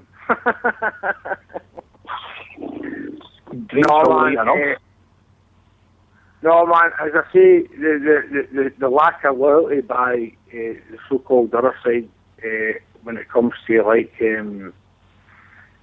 players taking money and leaving elsewhere, or the guys that already left a sinking ship not already a couple of years ago. I mean, that's all you hear for them, man. There's no loyalty, there's no this, no that. I'm getting up on blah, blah, blah, blah, blah. I mean, what I hear is that, well, see when the Queen's Horse won that race the other time here, the Queen's Horse won. I see that's the only fucking cup these bastards are getting, Barry. That's the only cup these are getting. And they went, we won the third division. I went, we won the third division. I went, fuck, you're just going to start fucking counting that and on now, Barry, the fucking third division. Aye, 54 titles in a third. 54 in a third. I can give you an exclusive, Tommy, if you want. Right, hurry up, hit me with it. The only player who, one of the two players who they were most upset about when they left was McCabe and Naismith, because of the time both had respectively spent on the surgeon's table and the rehabilitation of Ross Hall and other monies and salary and all that when they won the kicking a ball. And there's a few first team players actually building up about it, and they just shrugged their shoulders and walked out the door. Well, but at the end of the day, what we've got to remember is all they do is that they work. They work at if the guys work at a fucking chicken factory and it's getting shut down, and we get recruited by the chicken factory across the road because they're giving us double the wages, but are we going to stay in the first place? And now here you're saying they work, right? Now see, if you want to see dedication and building up of a body, right? You look at Andy Murray. He cramped up in a second set 7 years ago as an 18-year-old boy, and he ran about like his fucking life depended on it. And that's 8 years of hard work and dedication. I saw a wee bit again. I watched it before there last week, but when he was doing his training, they were putting on stuff on his body for doing training drills. And see what it takes, right? See if you have got just a wee small smidgen of skill. The more skill you've got, the better. But it's about perspiration and dedication and spending time in your craft, right? And Henrik Larsson had a bit of skill, but he spent fucking time in craft. And I don't care what you say, the boys that come through in Scotland and now don't bust their fucking gut the way Andy Murray did. He saw what had to be done. He saw fucking Djokovic and he saw Nadal and thing when he says, I'm going to have to get to this level. And the comparison is that fucking Richard Gasquet, the same age, the same potential, but didn't do it. And I think too many... Hold on. I think too many Celtic players there don't apply themselves. They should be given fucking double fucking lessons all the way through the season because they're not applying themselves, these cunts, I think. Over to you, crackpots. Well, I don't know, what do you think, Parrot? I mean... I think it's evident that the fact that you look at when Manchester United, when Cantona went there and he went out in the afternoon and he was doing extra training, you look at Nakamura would go into the gym, obviously. I remember Paul Larkin talking about it and the homeboys and the fact that Nakamura would train and then go in and do weight work. And obviously when Strachan's first training session at Celtic, all the players were at 12 o'clock and Strachan went, oh, where he's gone? I went, oh, I'm just going to... Guys who get golf clubs and all that, went, oh no, double training this afternoon. And obviously you look at somebody like Strachan, who you look at the Milan team, the Italian teams of the 80s and the 90s, where they'd see their lives after they'd go training on a Monday, they would be living in the Alps all week. And that was just all that. You know, and this is how these guys win it. And I'm not saying You look at them now, you see them on Nando's, it's an extra like that. But as you say, you guys like Jimmy Johnson, God rest her soul, when you get an athlete like Bobby Murdoch, who was just a natural world-class footballer, but somebody like Jimmy Johnson, who worked at his craft, kicking a ball in it, you never see that now. As you say, you look at all these players who think they've made it, you look at guys like Jermaine Pennant, you know, would you not scout to Arsenal for a lot of money? Oh, that's me, I've made it. I believe Alan Pardew had it when he was at West Ham. They call it in England the Davy Bentley syndrome, and they get young, hungry players, and then they have their second season, and then they get the Bentley motor on the page 3, get out us feet after gas. You look at athletes like Giggs, you might not like Giggs for his personal life, but he does it every year. Paul Scholes, fantastic player. You look at even Beckham still does it, you know, does his practice and all that. So, as you see, it's whether or not you want to apply yourself, Tommy, and you're correct what you said, because the way Andy Murray has propelled himself from being a wee scrawny guy that was no bad at hitting a ball to being a world-class athlete at the top of his game and probably beating one of the greatest ever tennis players in 3 straight sets. A great result. That's what I'm saying, it's about applying yourself, that's what it's about putting that extra. See that time I went up to Lennox Town, my mate from Barca? Gives you that wee extra bit when you need it, you know what I mean, when you're willing to push yourself to the nth degree, it gives you that wee extra bit when it's needed on the park or on the tennis court or whatever it is, it gives you that wee extra percent, whatever, you know what I mean? When times take as long as it's no Lance Armstrong doing the Tour de France going through Knightswood and getting a bag of crystal meth half a few years ago. Oh, fuck's that's sake. A wee bit fucking crystal. What's this in the crystal meth, man? He's fucking lost it. As soon as he starts something, that's him. He's fucking lost it. Is he sparking up a new man? You need some or something like that? He's on the crystal meth himself. No, but listen, when I went up with my mate from Barca, right, we were in there, the only one, right, who was in the gym doing extra, and it was cunts leaving at this point, right? But the only one they were all, and they were in there getting the meal, and there was people walking out. That Tom Roger, we kept seeing all different ones, and Lennon, he was away, but the only one who was sitting and doing extra in the gym was fucking your man Chris Commons. And by the time we had left and came down, right, we had went into the back, and when we came down, we're sitting there, Chris Commons was in the motor with Gary Hooper with his big fucking Porsche, now the Jeep type thing, and they're leaving there. That must have been about 12:30, 1 o'clock. So they don't start at 9 o'clock, they start at 10, so they must come in at 10. So they're doing a couple of hours. So see, the money that we're paying them, they should be forced to do a fucking 10 to 4 or 10 to 5 at least. I mean, that's only fucking 7 hours, and it wouldn't be even for 5 hours, 5 days a week. It would only, they only go in, I think they get a Monday off, or they come in on a Monday, and then they get a Tuesday off, and then they do maybe a Wednesday, and then do something late on a Thursday, and then they come in for a Friday. So they're only doing 3 days a week, but even out of the 3 days, they're only doing like 2 hours. And for me, that, and how they can turn around and say they're fucking tired when they play 90 minutes maximum twice a week, and then 3 fucking 2-hour training sessions. How the fuck can you say you're tired? That's no fucking training or nothing. That's bollocks. Sam, is it no like standard during the continent? You're talking about these training sessions. It's what about, I don't know, 9 o'clock to about 4 in the afternoon, 5 in the afternoon, something like that. That's what I'm saying. All day. They keep them there all day. I think you've got to watch for the fine tuning of the athletes, where they're building them up and getting them ready, and obviously they're dieting, and they'll get extra food and extra carbs a day before the game and build up. And see, instead of leaving at 1:30 and going to Nando's, for the sake of the great Tommy Burns, so I'd rather they went to a Lions hospital for an hour, and I wouldn't grudge them. No, but hold on a minute. Right, see for that bit. Right, see if they go out and do their stuff when they train in the pitch, see for that extra hour, right, you talk about psychology. You sit there and you get a sports psychologist in and you fucking teach them.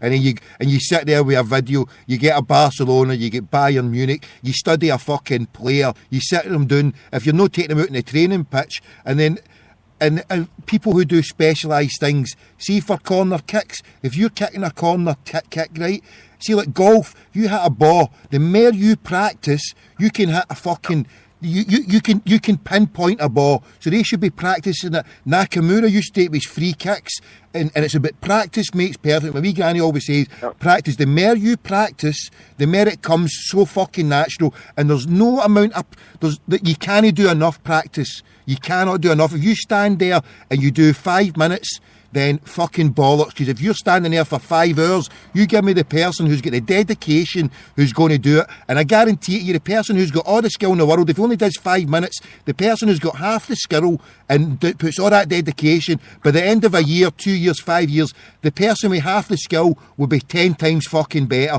because he'll have perfected his craft, and the skillful bastard will sit in there going, oh, what's going on? Oh, I can do it. But he can't do it in the way someone who's perfected it. And I think too many people in Scottish football don't perfect their craft. They give up, like you say, the baby Bentley syndrome. Look at, I'll give you one, I'll give back to you. I'll give you fucking Ronaldo. Ronaldo, he still goes out and fucking look at his body and look what he tries to do. You've got to still fucking commit yourself. If you're going to have a career, short career, I think you've got to look at yourself and say, am I giving everything? If you're no, you got to double it and give fucking double what you were ready again. And I don't think these cunts are doing it or prepared, because they're all Nando's up to their fucking frotny bits, aren't they? Aye. I think generally on the continent it's just fucking merry attitude, fucking no drinking, eating the right food, fucking preparing yourself the right way, the right mindset, giving yourself the best chance that when you do go in the park, you're going to do the best you can. But you don't have that in just Scotland, Britain. You don't have that in Britain. Take out all the variables. You take out all the variables. That's what they gave other teams and other clubs that advantage. That if you take out all the variables that you can control, then you put everything into it, max it out, then you'll have your opponent has to give everything. And if they don't, if they come short, as long as you've took care of all the small stuff, and that's how Martin O'Neill, I think, was so successful in getting us to the thing was, every detail was taken care of. You know, shut the back door, and then anyway. Sorry, I'm cutting away.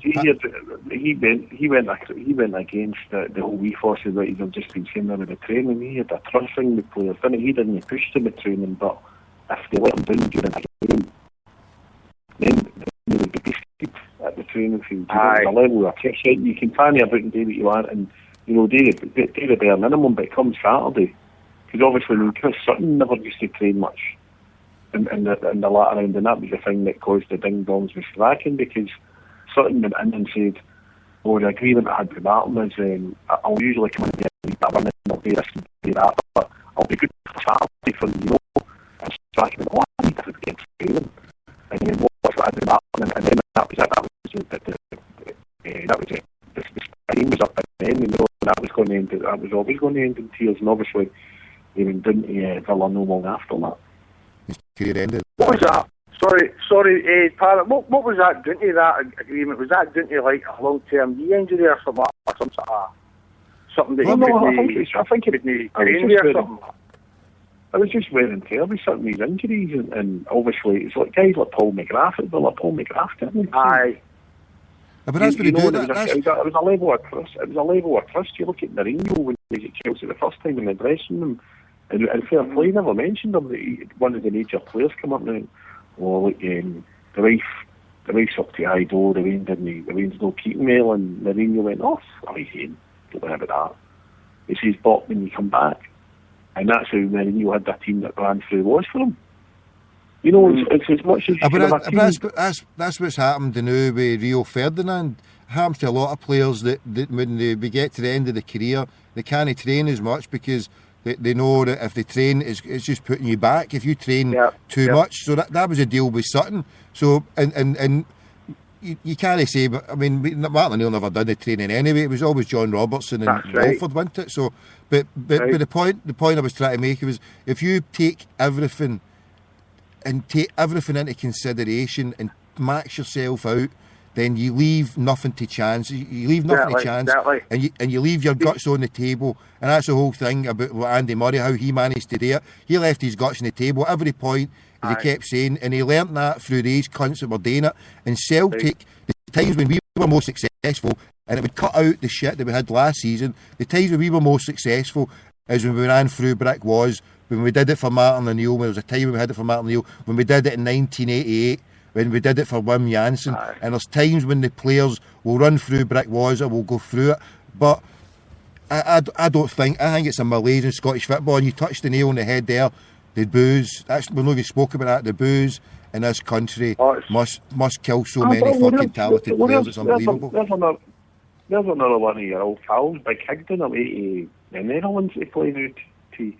Is he? He signed for NEC today 2 years ago. How is he my fucking pal? I saw him get jailed outside the fucking Corinthian. He's not my fucking pal. He's fucking... You could have saved that boy, you could have saved him. Could I saved him? The only thing I was going to do was pull my camera out. That's the only thing I was fucking gutted. You do know that, don't you? That's Amsterdam fuck me, by the way. Big Higdon's going out to fucking Holland. Aye, they do, don't you know? I'll go and give him a visit. I'll say, listen, I could have fucking had you plastered fighting with a fucking bouncer, because what he did, he actually hit a bouncer.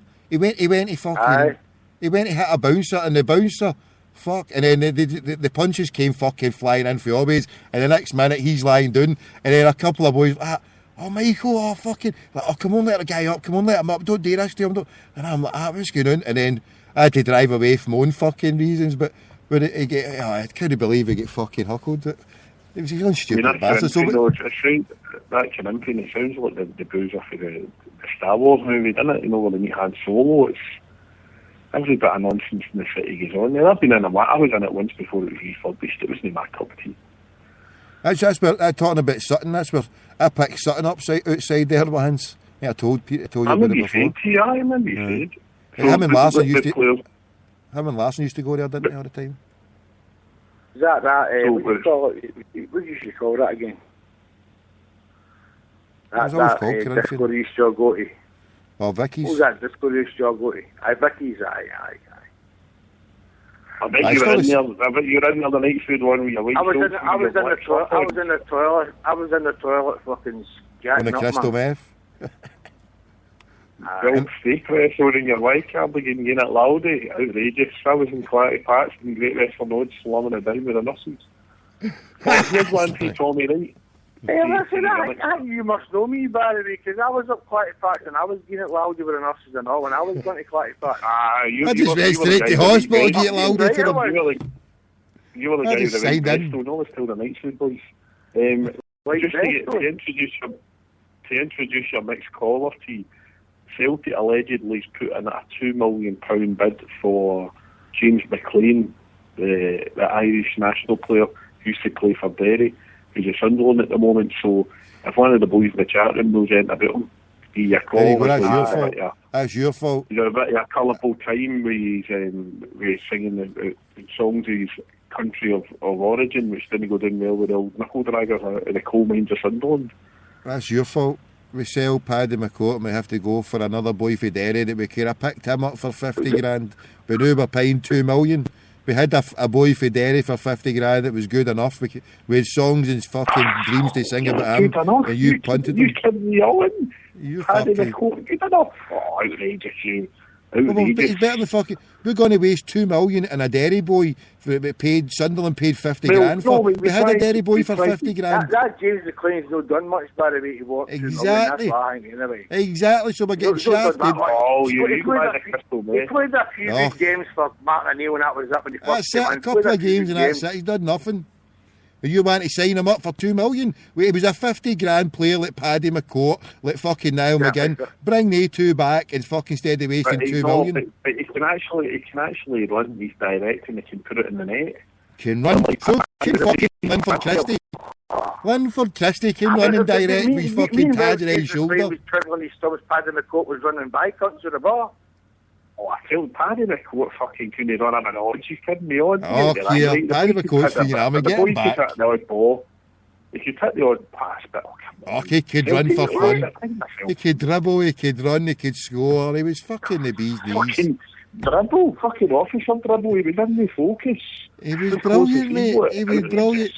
You're outrageous, mate. It was never given a proper chance. Never given a proper chance. I'll never live it down. He spent as much time with a bibble as the fucking focus did, mate, I'm telling you. Mate, he was never given a proper chance. He was never... Listen, I totally told Tommy, my only wish for Paddy was that maybe in the second year of his career at Celtic, he had maybe went to Hibs or Millwall for a season and proved himself that he could get playing 90 minutes consistently for about 6 or 7 years, and he was never given the opportunity. No, listen, He gave Sam Cowney's wish. He gave Sam Cowney's wish, that wee bastard.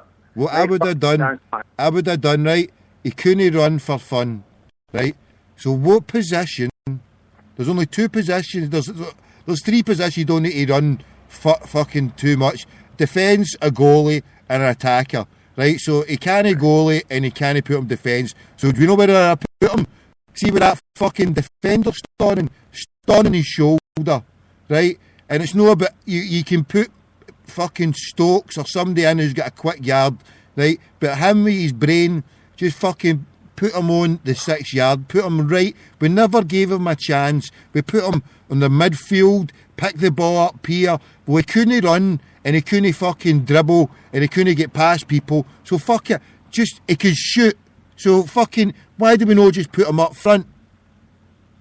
I tell you, by the way, I seen him in a game for Derry against Linfield, by the way, and I'm talking about it was years ago when it was Satanta still was on the telly. Up front? And I swear to God, I watched, honest to God, he was playing for Derry. I'm kind of letting out a kind of fact here, basically, that it sounds a bit weird as if I go to see most Satanta, but anyway, it was like, and I watched him playing, and all just so happened that 4 years later, well, now he's at Celtic, or he was at Celtic. Are you saying he's away now, aye? Who's away? I thought you were saying he's away. Aye, he's gone, his contract's up by. I had his leaving party making him thing. I mean, like you're a like some streamers and some fucking pyro after he was actually gone. You're fucking bang out of order. So yeah, he did nothing wrong. He was never given a chance. We should have put him up front. We should have played him up front with fucking him and Stokes. The dream combination. Him and Stokes. I was told Tommy that he couldn't get to the fitness to play 90 minutes. His body was just too gutted by the time he'd got him. Well, I tell you, see that Derry Linfield game, man, he was up and down that fucking park. See, there you go. Game. You can't tell me that we couldn't condition him. His body was good, we couldn't get him fit.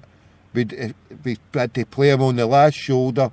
A fucking Davy Weir, the last shoulder, a big knuckle draggers in Scottish football, and somebody with his talented boot couldn't fucking play on the last shoulder of a defender. No, listen, I mean, right, we're all of the age here, right? And let's take the romantic fucking glasses off. If they had been for Derry, they'd been out the door 2 years ago. Could they have laced Liddell's boots? Anyway, he's a good fucking player, man. He's a good player. Very good player, man. Would you put him up with Liddell? Aye, put him up there, right past him. So Zinedine Zidane said the best football player ever played with Liddell Maravchik. And when you give me a text or a fucking Skype when somebody did I say he was as good as Liddell Maravchik? I said he was a very good football player. I know, it's apples and oranges, right? You're on the crystal meth up there in Rutherglen, right? Nobody could compare to Liddell for his dig, for his contribution. Well, that's the standard. When you talk about the player who played that similar role, I'm always looking for better for Celtic. Maravchik at that standard, right? And I'm obviously the boy McLean's going to be as good as Maravchik, but he's got more chance of getting closer to Maravchik than fucking Paddy McLean. I know you're saying he's a new Maravchik. He's coming in as a new Maravchik. I'm a mess freak. He's a speed freak, man. He's man. He's just got pace on him, man. That's all. You look at Niall again, right? Niall had a couple of another player didn't he really get a good chance at Celtic, went and loaned, didn't he? Fucking Brentford didn't he really do much there. Come back to Celtic and then he's went to Aberdeen. He's found his level. He's scoring goals and all the he's healthy and he's playing football and he's scoring goals. And more of the great about Paddy McLean is he never got that opportunity a 6 month loan. So bring him back then, give him a 6 month loan deal back at Celtic. Loan him back. Yeah. Get him back. We'll get. Is it the money? Is it the $9,000 a week that was too much? We'll come back for $5,000 then. Give him $5,000 a week. Surely he's worth $5,000 a week. What would you give him a week, Gary Parrott?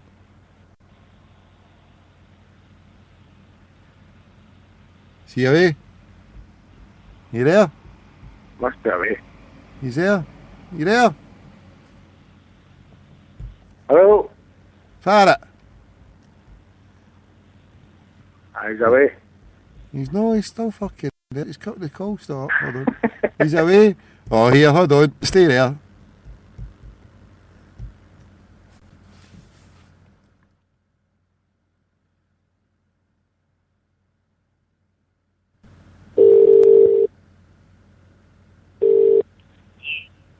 Aye, what happened? I just got up there. It's coughing, isn't it? Did you get hang up? Did you hang up there? You going to Oh, huff? no, just cut off. No, just cut off. Just cut off. He hung up. The question I put to you, Parrot, was, right, if we could get him back on loan, would you pay $5,000 a week to get the Paddy back? I'd pay $5,000 a week to fucking keep him out. I say, I'll take part of that thing. Hey, get your $5,000 out. I'll keep them away for you then. Give me $5,000 up front and then per week. Malay, I tell you, the only thing that grimaced me more than seeing those fucking spy cameras fucking into the section was with our bibs on, we seen that fucking muppet sitting on the bench with his bib on stealing wages every week. He wasn't stealing, he was part of a squad, a successful squad member of a double, winning back-to-back leagues, and part of the European campaign. He might have not been bibbed up and stripped up and played or anything, but he was still a valuable squad member. He was a morale boost to Neil Lennon. The fact that he was there, a fellow Fenian. Did they sit fucking making Ulster fries for them all? He did. He sat there with the Ulster bread, making Ulster fries, and he put Lennon into his comfort zone. It was Lennon's equivalent of fucking Ross McCutcheon or fucking Ivan Lendl. Did they put him in a fucking a cardigan, put him in a seating thing? What's his fucking name? No, Saturday was it really fucking Paddy hit a few tunes. It's fucking terrible. He was there as a morale booster. He was a morale booster for the fans, a morale booster for the dressing room, and he was there as a foil for Lenny. Listen, he was there as a foil for Lenny. He was a foil for Lenny making the breakfast. If you mentioned his name on your fucking supporters buzz, mate, you might as well been burning the fucking Cora, and that's how bad it was. But see, stealing wages. Use fucking unsophisticated, uncouth tights for the fucking the speed freaks and fucking the suicide. You's having to get a Scooby a bit football. I mean, we're talking about. I know. The street that gave you Bobby Murdoch at Centre, I've not really got a clue about the game. You're hanging on to 40 years past glories. Come on, get up with the past now. God rest and God bless Bobby Murdoch for everything he done. But you're living in past glories. Come up with the time now. Connie was the Derry Welly, and somebody should photo fit him wearing a fucking rack coat. Everybody had to love him. Fucking outrageous. If you want a controversial character, get the holy goalie back. Fucking $10,000 a week. Why not? Why not? Get him back. Holy goalie. Alfred Boric. You want a proper so you're saying basically that's the same scenario as we're asking for Paddy to come back, aye? Any player who's got a good tune for their name, I think we should re-sign We'll put it this way. I mean, as far as I know, we've still got Fraser Forster, right? We've still got Fraser Forster. He's going to be a goalie, number one goalie. Who have we got that can get that can do what Paddy McCourt can do? We sell Fraser Forster. Sell Fraser Forster. Sell Fraser Forster. Fucking Dylan McGee, he can fucking run about for 90 minutes and all.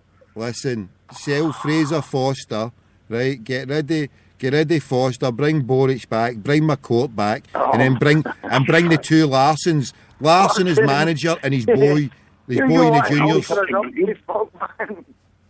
You'll be bringing fucking Blinker back and all your nutcase. Look, Larson, the two Larsons, his boy for the juniors, the big fucking Paddy McCourt to help Larson's boy through, and then Arthur Boric in the back, and then we can even bring Henry Cohen for the last 5 minutes to take a penalty. Fuck him, I've got it sorted. Did you see, this will fucking cheer you up, Tom. The Stan Petrov charity game, Brad the Cat's playing in it. Is he? Aye, Rob the Cat's coming back. well, you go to listen, the- lads, I need to go to my beddy boys, man. Alright, bro. Because I'm fucking, I need to You get some done the selfie. I need to get some mere crystal meth. But listen, if you're looking for some parrot, you know where to come. Make it in the stair for a wee cup of sugar after your neighbours now, Chief. You know about that side of the ladder. I need Right. water. Thanks for phoning, mate. God bless you. I'll speak to you later, lads, God right? bless, Paddy. Keep the faith. Bye. Right. Speak to you later. Bye. You there, Parrot? Aye, that boy was a fucking plan. You're another big court level. You're at it. You're fucking, you've got him on speed dial. You're worse than fucking Radio Clyde. I'm resigning. You're sacked, you cunt. You're fucking a Salem witch hunt, a fucking Paddy McCourt, Benham Kyle. You're outrageous.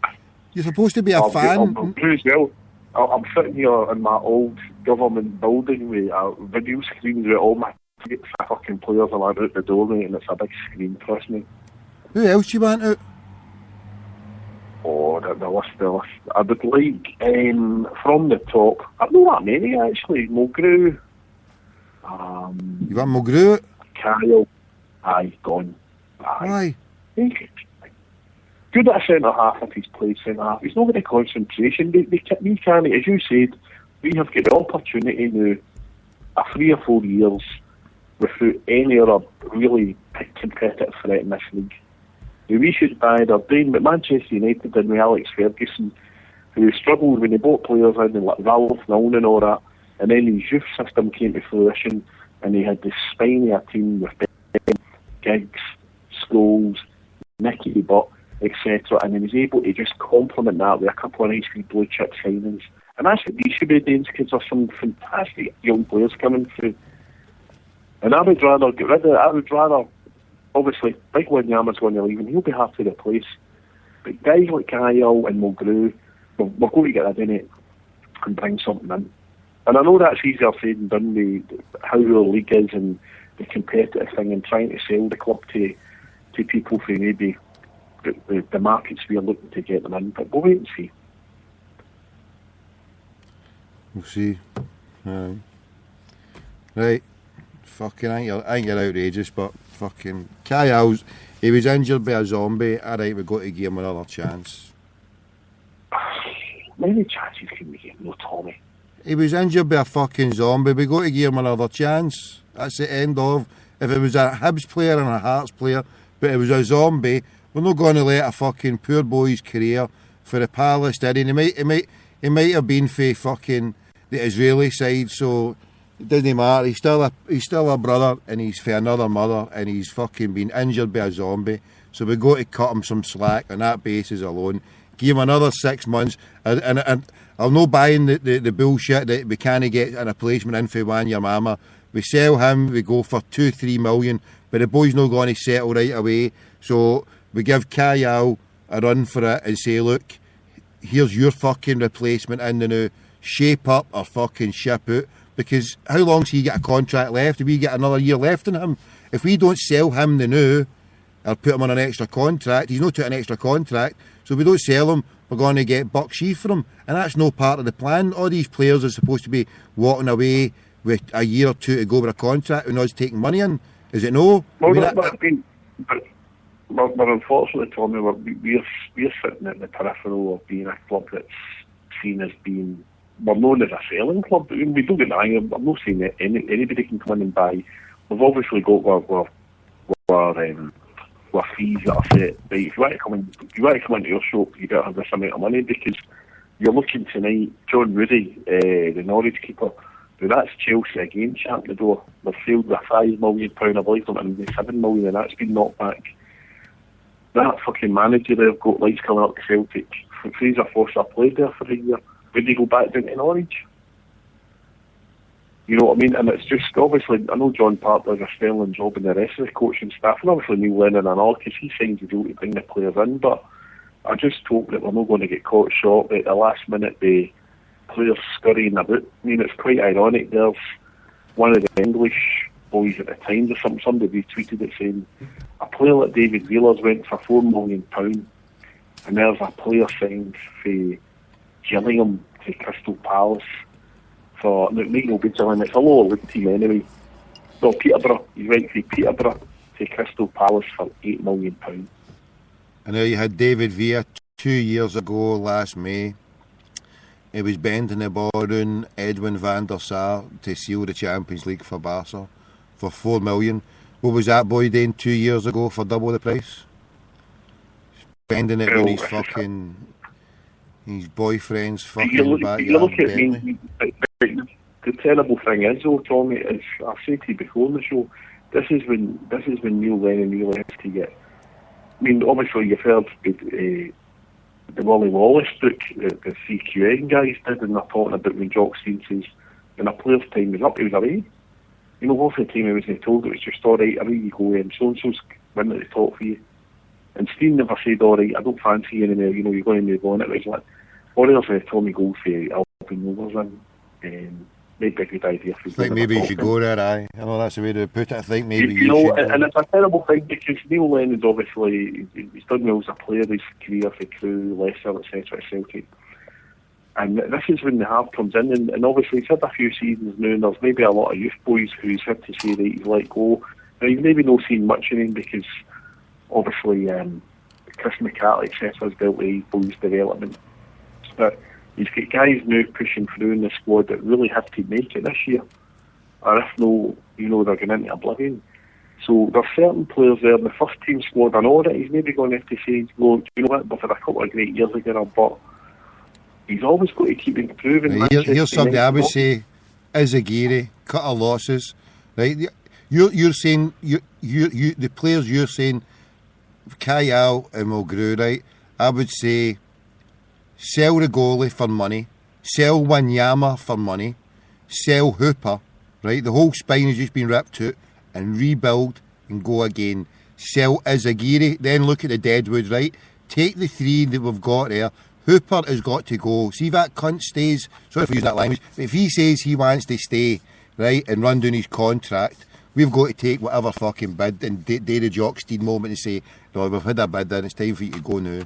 Right, because the whole thing about buying low and selling high, we've got to fucking do it for every single player, right?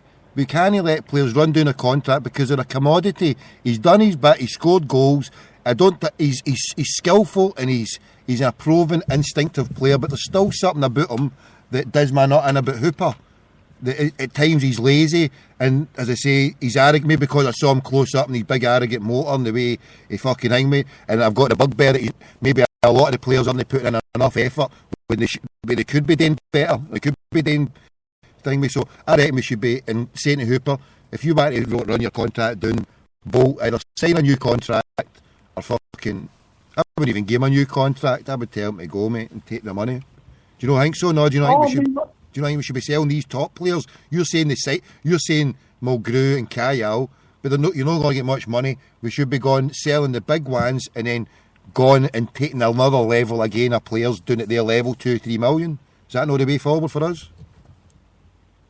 Well, I mean, listen, I totally agree. I think every player, as I said to you before on the show, I mean, I think it's the players who did stay, your Tom Boyds, your Tommy Staves, Tommy Burns, the guys who gave it, Danny McGrain, the guys who gave the majority of their career to Celtic, didn't move on. It makes it we've got them now. We've got them in abundance now. We've got them in Big Sammy. We've got them in Scotty Brown now. So you don't need every player. I totally agree. Guys for Hooper, I mean, as I say, if Hooper goes, and I'll thank him for everything he's done, but I'm not going to be distraught the way I was when the last walked out the door. I went, oh, where do we go? You know, if he goes, I'm not upset. I can unfortunately, he might eat a mince round and he'll look as if he's put 8 stone on. You know, he can look lazy, but, you know, he puts it in the net, Tommy, you know, and that's a hard commodity to get. But as I say, hopefully this season we'll get a wee bit of breathing space again, that the zombies on the about and they can experiment. And I would like to see maybe the youth coming in, you know, and go back to the way it used to be. And see for what he should be they should take the money for Hooper. I know he's a proven goal scorer and he's proven everything, but they should take the money for him and just go with Watt and Stokes, What do you think of that? And then your man, Baldy. Do you know like that's? Oh, you listen. I'd like Sammy. I'd like to see maybe a fourth striker if we're going to have a stab at Europe. You know, if Cooper goes, I'd like to see somebody else coming in. But I think it's not a really important year for Tony Watt. I mean, he's still a very young boy, but boys like Dylan McGeoch, I think this will be a big season for Dylan if he makes it or he breaks it. You know, he's really going to come in, have a good run at the games, and see how he gets on. And who else would you? I mean, I said get rid of Izagiri. Would you get rid of Izagiri? Do you know what? I mean, obviously Izagiri had a bad injury and all that. I'd tell you what, if you're going to, I'll make you a deal. I'll give you. No fucking deals. I'm not doing no deals here. No. Right, let me hear about. I'll give you Kyle 6 months if you give Izagiri 6 months. Right, okay, but tell me then, right? Right. No, but hold on, no, I'm not agreeing to it, but I'm just saying, now, what has Izagiri contributed since we lost the league at Inverness? A few weeks before that, he was spent, right? He was running on empty fuel. He was a good player. We go for him in Honduras. We ran him into the ground, and he's not come back. Now, that's 2 full seasons. We're now into our 3rd season. And we've not got the same player. We've got him on 600,000. I don't know how much he was getting quoted for in the first season when we could have got 6-7 million or whatever. So somebody was going to come in and spend outrageous money, apparently, according to the media. But the point that you made is $9,000 a week for Paddy McCourt, right? And what did we get out of it? Whatever that boy's wages is, what have we got out since the Inverness game? Fucking no much. I mean, he was your player of the year. Oh, come in, throw shite at the moon. Because he was our player of the year. Your whole point was he's done nothing for years as Paddy McCourt. He's done nothing in 2 years. If you're going to bounce the accolades, you know, he's not done much. What awards did Paddy McCourt? No, but that was your argument. Your argument was he's taking away. That was your argument put down. Am I right? Am I wrong? I'm close. He was struggling. He struggled coming back from an injury. And listen, don't get me wrong. Some of the times I've had behind the couch for Izagiri's thing, but I'd say Paddy McCourt was never quoted at being an £8 million player. No, but I'm just taking a small part of your argument aside. I know you've got a bigger argument with McCourt, but just in a small argument of how you kept ramming it down, the $9,000 is, and so all I'm saying is whatever Izagiri's on and what he's gave. But there is a very interesting point. Celtic is a club now. If somebody hits a rich vein of form, and somebody comes in, and we've got to. I mean, you look at tonight. I believe. Now I've not seen it in the BBC gossip since it's went midnight. I've been on talking to you, but I believe Christian Benteke, the young Belgian international striker at Aston Villa, he's put a transfer request in. See, we've got a unique chance as well. That if somebody comes in a mid-transfer window and offers outrageous, fucking sell them. I mean, last season, we had the Champions League, and we could have sold Hooper, but what did Hooper do in a game against Barca? And to be serious about it, whoever we're going to play, we weren't any chance to get to the next 8. So, but we've not got the Mankey mob here. We know we can afford, if we need to sell somebody halfway through a season. Well, it's not if we need to, but if somebody comes in and gives an outrageous amount of money, somebody comes in and says, right, last season, 20 million for one, 15 million for Wanyama, you're right, fucking geese that money right away and go. Fucking geese it, because it's a bit of business, and if Celtic are struggling now for cash, and they need to make cash, and maybe the £100 that Celtic are giving back to their fans was funded and financed by a run in Europe, by a selling of fucking Key and a potential selling of Wanyama. I think the business model, empty sheets and overpricing the products probably meant the £100 come off it to me. You know what I mean? I wouldn't think Lobel's done it for the good of his health, mate. I think that he's run the club wrongly. And they're getting I know. They're jiggly pokery. Tickets and all that. You know that I mean, as I said to you before, that he's just correcting, he's readdressing faults that he's made at the business model. Oh, of course, I know. It's good to see that the club have got John Paul. I don't know the boy. I mean, Larkin and that speaks. Paul knows him very well. Boy used to work at the ticket office, and he's come back and he's taken over the role of being fan liaison officer. And it's quite funny that the way he worded it and almost worded it in the release by Celtic today was, oh yeah, at the first time you meet the role. And the boy at Scouts Tim's reminded everybody the fact that it's a UEFA requirement that clubs have got a point of contact for this role. And God love the boy, you know, because you're always going to get fucking, you know, I wouldn't say abuse, hopefully, you know. I mean, the fans would give him a chance, but he must, if he's not, I mean, the only good thing for him is he's worked there before. He's walking back into the line then, so he knows what he's up against.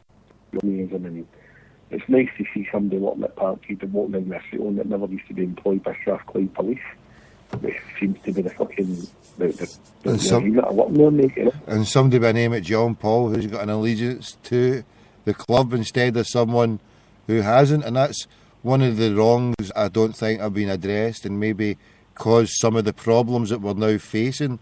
It was set up under by the bold Fergus McCann, and I mean, we shouldn't all have rose-tinted specs yet. He did save our club and he did many good things, but part of the stuff with the Polish... I don't know if I told you what had happened to, obviously my brother had one above the Paris personal, always have been, always will be, and the boy allowed it in for the Juventus game. But the police officer, well, actually the steward says, no, you're not getting in there. And cut a long story short, there were a few phone calls made, and I was told about it by my brother. I was sitting in another part of the ground that night, and I sent a tweet out to Celtic, and fair play that people interacted, they retweeted it, and it got a bit of interest. And the boy Davey got a phone call about it, and saying he contacted about the banner, and a very high up member of the Celtic staff actually asked him, what does always have been, always will be actually mean? Guy didn't know. So I think there should be I'm not saying everybody that walks in Celtic Park should be Celtic minded, but it would help to know a wee bit about the product you're actually working for and representing.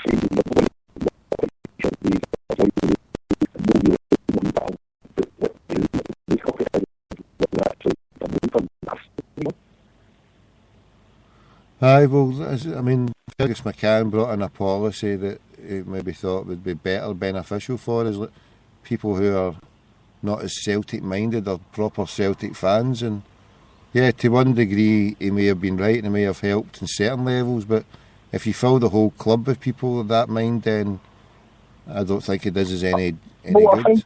I think the problem is that the previous regime under the Kellys, the Grants and the Whites probably had, as you would do, they see it as a family benefit, a family legacy, and if they could end their job in it, they could, as you would be any place. But what's happened is that Fergus McCann brought in a great business model of just getting good people at the job, but the unfortunate thing is certain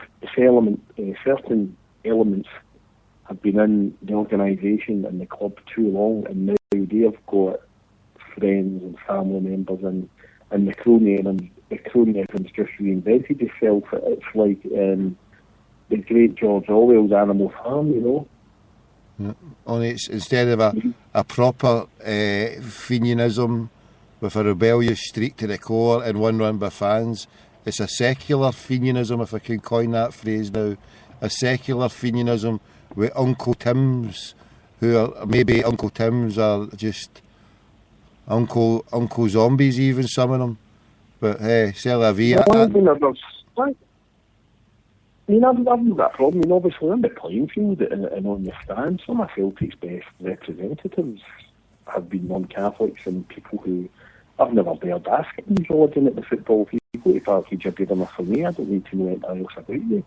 But I think you've got to know a bit about the club, and the unfortunate thing is it's trickling down, and there's obviously, if you look at what certain rules at Celtic Park that people do, and then you look to have a wee name check to see who else has got that second name, or they work at Celtic Park as well. it doesn't bode good for me, Tommy, and it would work acceptably fine if it was actually if the off-field operation was running very smoothly, which I don't think it is. But as I say, mate, there'll be no Twitter fucking outbursts in this year because I'm just not buying into it, and I'm just going to have a couple of away games and chill it and enjoy myself, mate. You know. Aye, quite right. I'll get the penny saved up on a private jet for the European Cup final in Lisboa in May next year. So. What day is it on next year, do you know? It's kind of be the 25th. Oh, I don't know if it is, mate. We'll go and camp it anyway, yeah? Imagine it is. No, it won't be because that'll be the day after the winner, maybe probably the 24th, isn't it? Probably the 24th. We'll still be there in Lisbon on the 25th, the day after. Hangover after.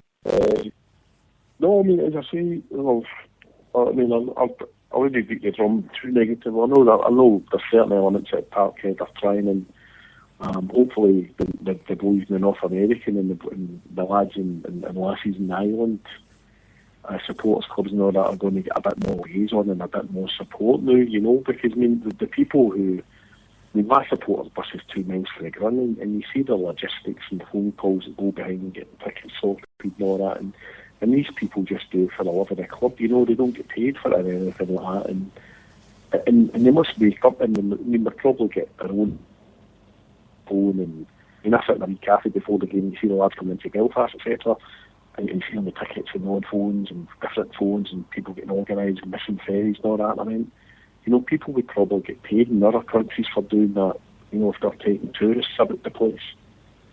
So obviously, hopefully the boy gets a good crack at it, and people's patient, let them get settled in, and hopefully it can kick in and get the support, the worldwide support, a bit more. Well, he's fucking halfway there already. If he's got you as his cheerleader on here, I mean, if he had you fucking coming on here doing a Salem's Witch lot fucking hunt, he'd be out the job by fucking Mora. He's only in come in one day. He's just as well. Is he paid you? Are you his propaganda? It sounds like you're doing a propaganda job on for him. But listen, you'll fall out with him or something, and he'll pay you, and you'll be on doing a fucking Salem Witch hunt. Tommy, I'll never have anything to do with that boy because you know my involvement and my support. I always support them, but just with Peter and the gang there at the moment, mate, it's just infuriating. So it's not the best, mate. So we'll wait and see. Okay, yeah. Fucking get your cash out and let's buy the club in. Use your dosh. Cash and carry them. Get your contacts out and go and raise a few million. I just hope the man who's building the biggest place in the world up halfway up the Kafkin bypass at the Brazes may just have a mad turn and buy Celtic Wally Hockey, you know. Wally Hockey? He's doing well for himself. Some massive place he's got in the new Gorbals, isn't it? City Refrigeration. Aye. Well, the house is building. If you drive up the back in the Orland up towards East Kilbride, the house he's building is phenomenal. He'd actually, if you look over, if you're sitting in Celtic Park, I mean, anybody that's in the chatting thing on the Highlands, you know, the geography of the South Glasgow. If you're sitting in like the North Stand and you can see like the trees and the hills and like the motorway going up, he actually put a bid in to, I'm told he put a bid in to get the land, and it would just be like the best view in Scotland. It was just overlooked Glasgow, the Clyde Valley, Lomond, etc. And they just couldn't give him the land. It was like Greenbelt, etc. So he's got this bit of land on the other side of the motorway, and it's still a fantastic view. You see if you're driving down East Kilbride into the Roland sort of thing, and the house is absolutely massive. So I'd love him to buy Celtic, mate, you know, because he's just a Celtic, you know, great friend of Tommy Burns, and he paid for, as I said to you before, he paid for St Mary's to be done up for Tommy's funeral, God rest his soul, you know. I hear you. Listen, you're cracking up like a crackler. I'll let you go. Well, listen, mate, I'm going to go and get a wee Mellow Bird, so what you can give me a bit of Charlotte's Weirdo. Right, I'll put it on then, right, just for you. Oh, cheers. Alright, and mate, I'll give you a text. Well, give us a text so I know what phone you're on, and I'm going to get a transcript tomorrow. I'll hook up you this week sometime. Alright, catch you later then, right. Alright, man, God bless you. Help. Right. So the number to phone is 01414161888. 01414161888. And hold on.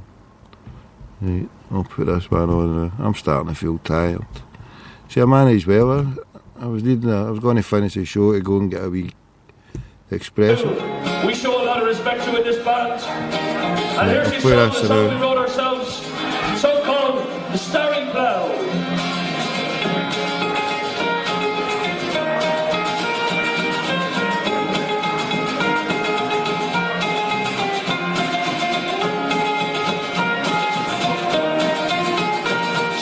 Rise up the starry bell in Chet's Holly's name. Rise up the starry bell for his glory and his fame. He shined the chance for union so workers could be free. He fought for Irish freedom for the likes of you and me. James Conley came from Scotland, a rebel to the core. He wanted not just freedom, but socialism and more. He said when we gain our freedom,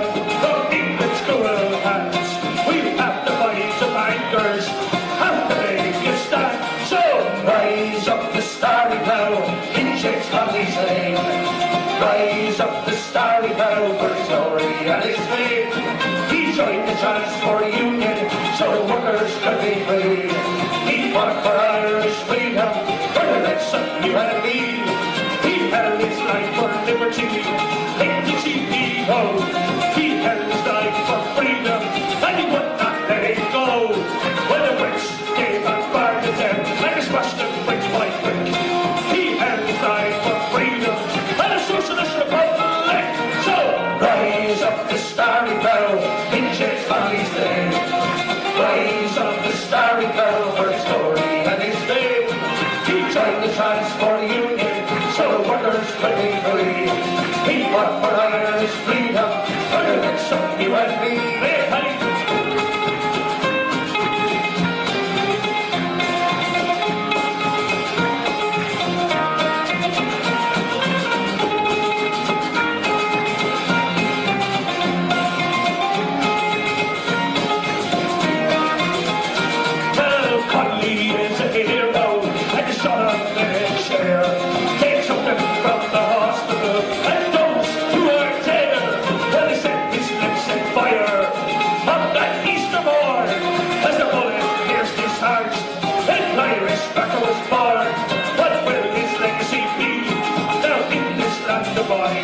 Where nothing has a reason and little has a money. We fought the O's in Wexford, we still had to black and sands. Now we fight the bankers and their greedy hands. So rise up the starry bell in James Conley's name. Rise up the starry bell for his glory and his fame. We joined the Transport Union so the workers could be free. We fought for Irish freedom for the likes of you and me. So rise up the starry bell in James Conley's name. Rise up the starry bell for his glory and his fame. Rise up the starry bell in James Conley's name. Rise up the starry bell for his glory and his fame. So rise up the starry bell in James Conley's name. Rise up the starry bell for his glory and his fame. He joined the Transport Union so the workers could be free. He fought for Irish freedom for the likes of you and me. So rise up the starry bell in James Conley's name. Rise up the starry bell in James Conley's name. There you go. You can't have that stuff like that. Rise up the starry plough. The starry plough and the harp.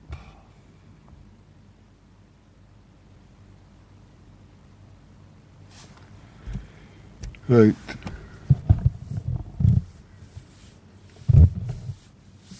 Yes, indeed. What time are we at? 22 minutes to 2. 22 minutes to 2. And we'll play a bit of weirdo here.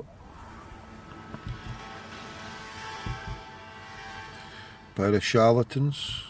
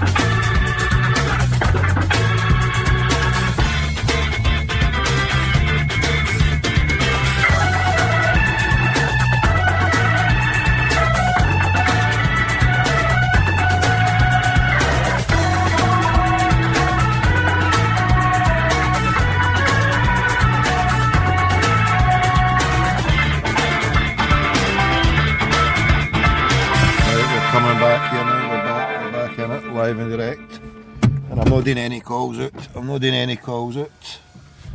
I'm not doing any calls out at all. So you could be listening to Dead Air soon. If you want, you can give me a call. How's that? Give me a call. Because I'm not phoning anybody. You can phone me. I'll do a one ring sting. Here we go. Back in a minute. I'm away for a sing fish.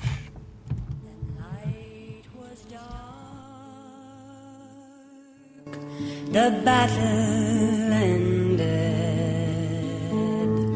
The moon shone down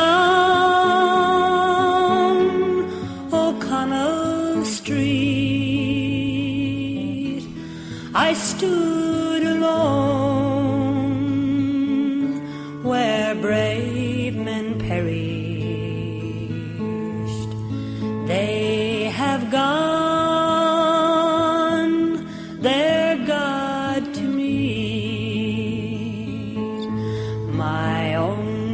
Son was shot in Dublin, fighting for his country bold. He fought for Ireland and for Ireland only. The harp and shamrock, green, white and gold. The first I met was a grey-haired father, searching for his only son. I said, old man, sure there's no use searching. Your only son to heaven has gone. Your only son was shot in Dublin, fighting for his country bold. He fought for Ireland and for Ireland only. The harp and shamrock, green, white and gold. My God, he cried, I am broken-hearted. My God, he cried, going on his knees. I knew my son was too kind-hearted. I knew my son would never yield. My only son was shot in Dublin, fighting for his country bold. He fought for Ireland and for Ireland only. The harp and shamrock, green, white and gold.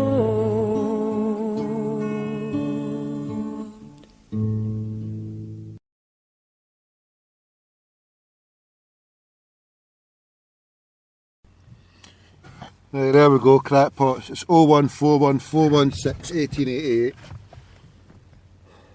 0141 416 1888. And this is the last 20 minutes. The last 20 minutes of a nighttime show for a month. God willing, tomorrow Ramadan will be called, and I won't be doing a live show tomorrow evening, if it is. God willing, I'll try and do one during the day. I've got people to phone and wind up for one last time. God willing, I can get a chance to do it later on today, before it gets out with the hours of office time.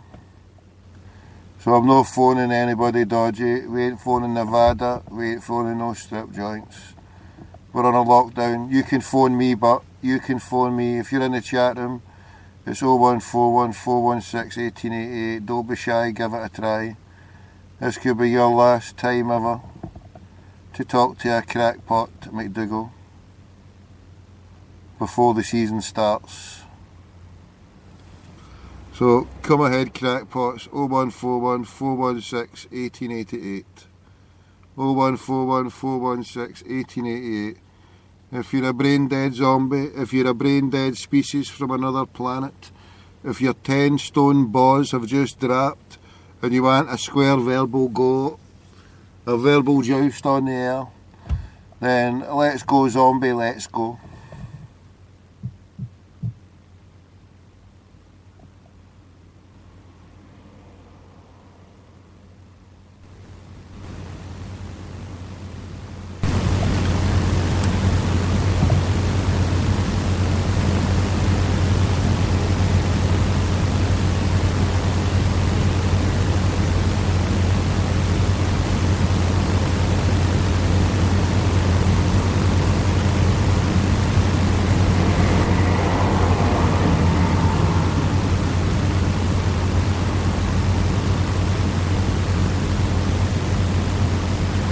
Right, crackpots, come on, 0141 416 1888. Don't be shy, give it a try. If you're there, Reese until the last rebel. If you're there, Edo. If you're there, crackpots, give me a call. Come on.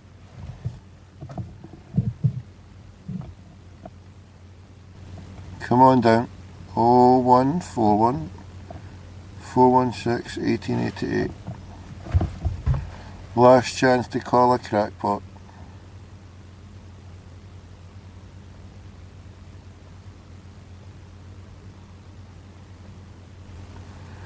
We're clocking counting the time down. The time is getting counted down.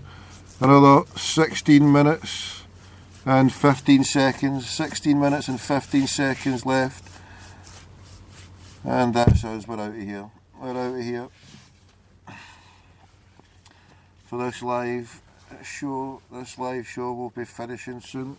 This live show, we'll put this tune on, this will take us through, hold on. There we go, crackpot. Since you don't want to phone, just not a problem. what you want to do. You tell me what you want to do. Free. We want to be free to do what we want to do. And we want to get loaded. And we want to have a good time. And that's what we're going to do. Well, when, baby? Let's go. We're going to have a good time. We're going to have a party.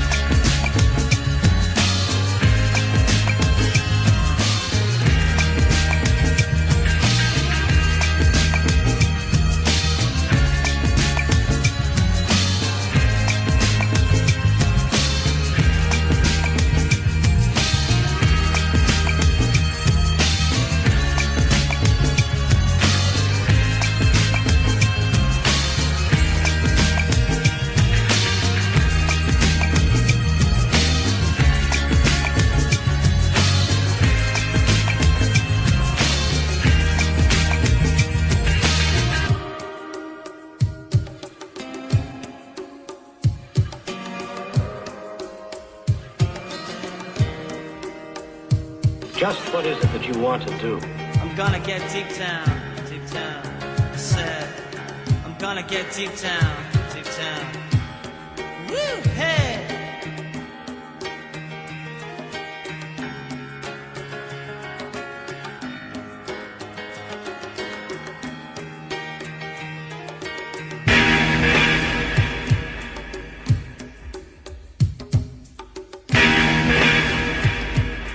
We want to be free to do what we want to do.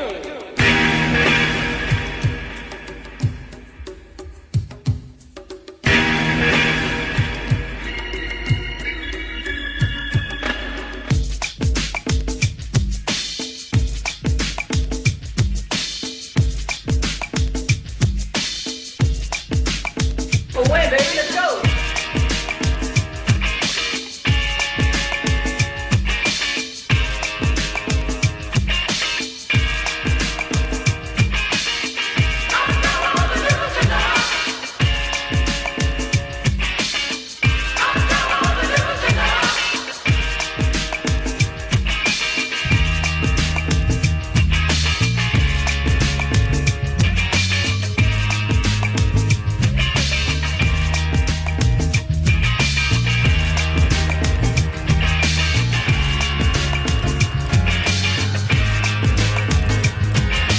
We want to be free to do what we want to do.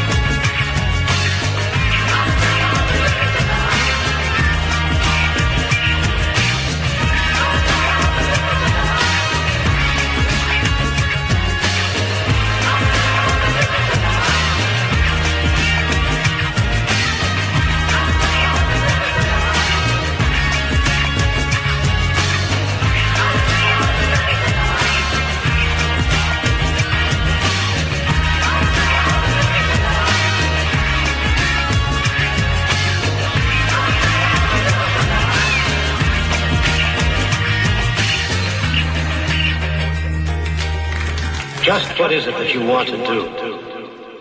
We want to get loaded, and we want to have a good time.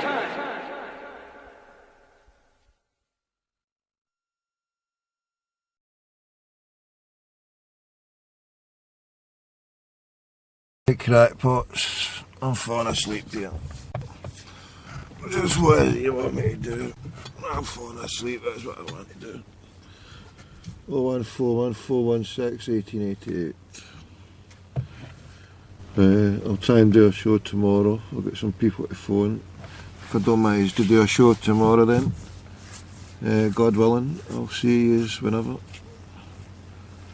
So I'll try and do a show during the day. If I don't manage to do it tomorrow, then I'll maybe try one later on in the week, if not next week, during the day.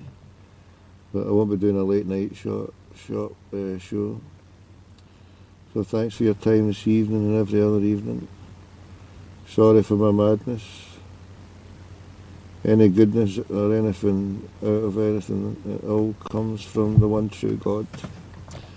Any bad stuff and faults are all my own. not copyrighted, owned by anybody other than me. I apologise for any offence. Anyway, away and flying check to the moon crackpots. It's coming up for half. What time is it? Well, I don't know what time it is. 72:30, another 7 minutes. Right, so 0141 416 1888.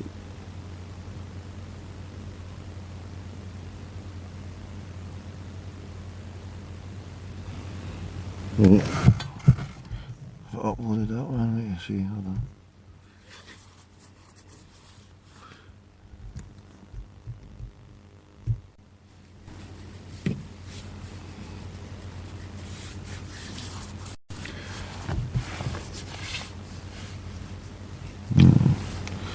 Yeah, it's only my dogged determination keeps me going through here without falling asleep. Just when I get to the end of the show,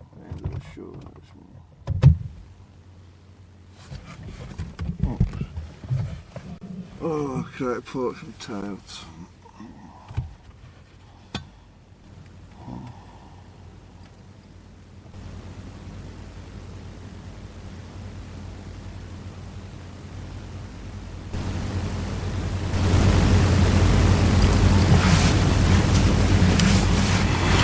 Right, who else is up there tonight? Still awake almost. Reese. Anyone out there? Anyone? Right. Last couple of tunes in. What tunes? Ah, here we go. That sounds good.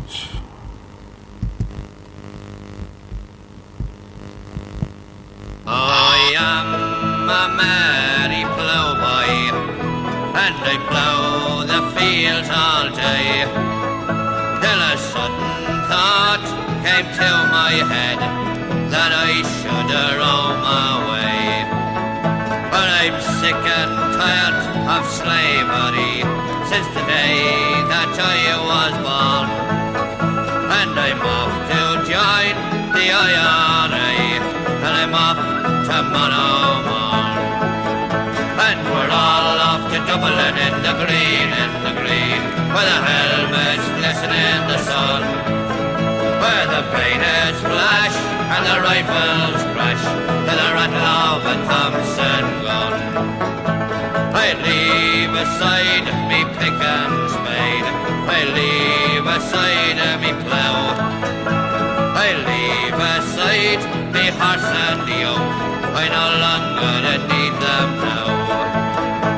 I leave aside me Mary, she's the girl that I adore, and I wonder if she'll think of me when she hears the rifles roar.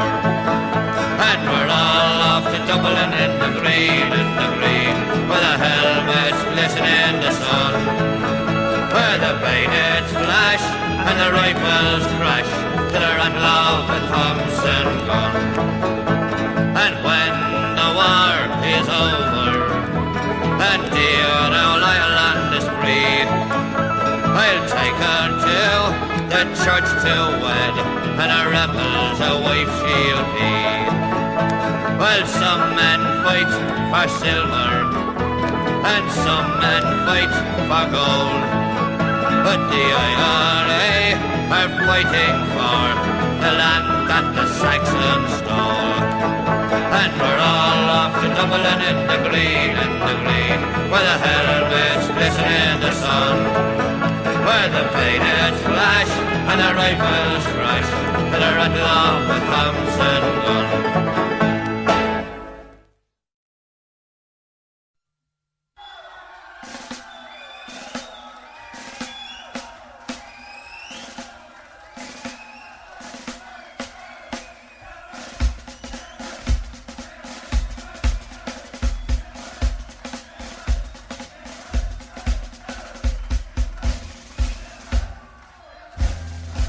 So go on home, British soldiers, go on home.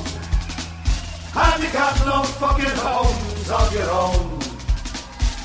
For 700 years, we fought you without fears, and we'll fight you for 700 more.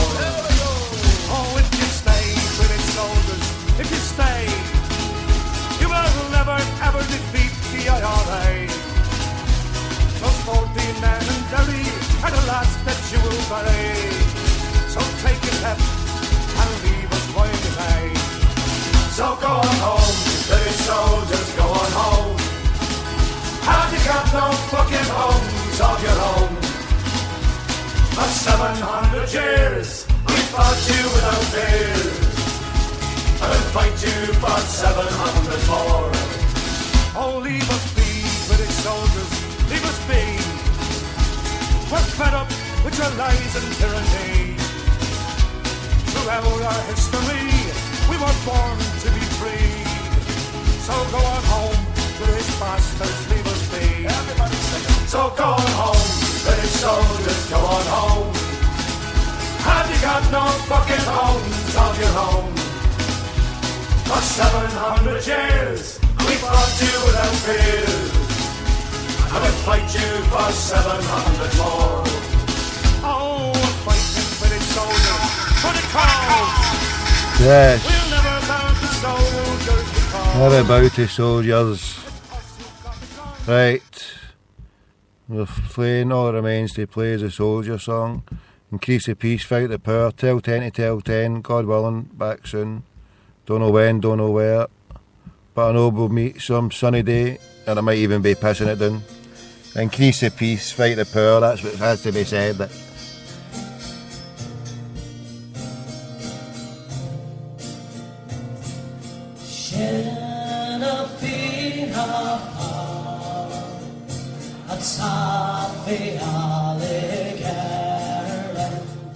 Queens ourselves, our tender landikun,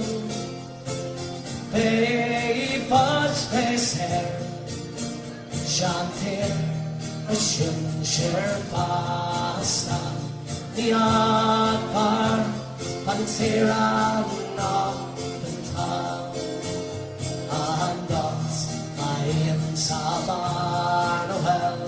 They come again, and was no still. They come their straight. They love of Nabile. Charlotte Canning, around a bit.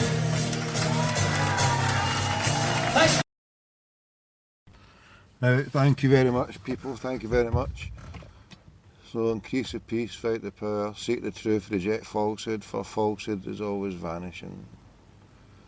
Ramadan Mubarak to all the good brothers and sisters out there. And good night, God bless to all the crackpots as well out there. And sorry for wasting your time with flannel juice and gibberish. Sorry I couldn't make the show more interesting tonight. God willing, I'll be back soon. I'll try and do a wee show, as I say, during the day. If I don't manage it tomorrow, unfinished business on phoning crackpots in Scottish football. The unfinished business. Right, speak soon, God bless, hail, hail. Hail, hail, God bless.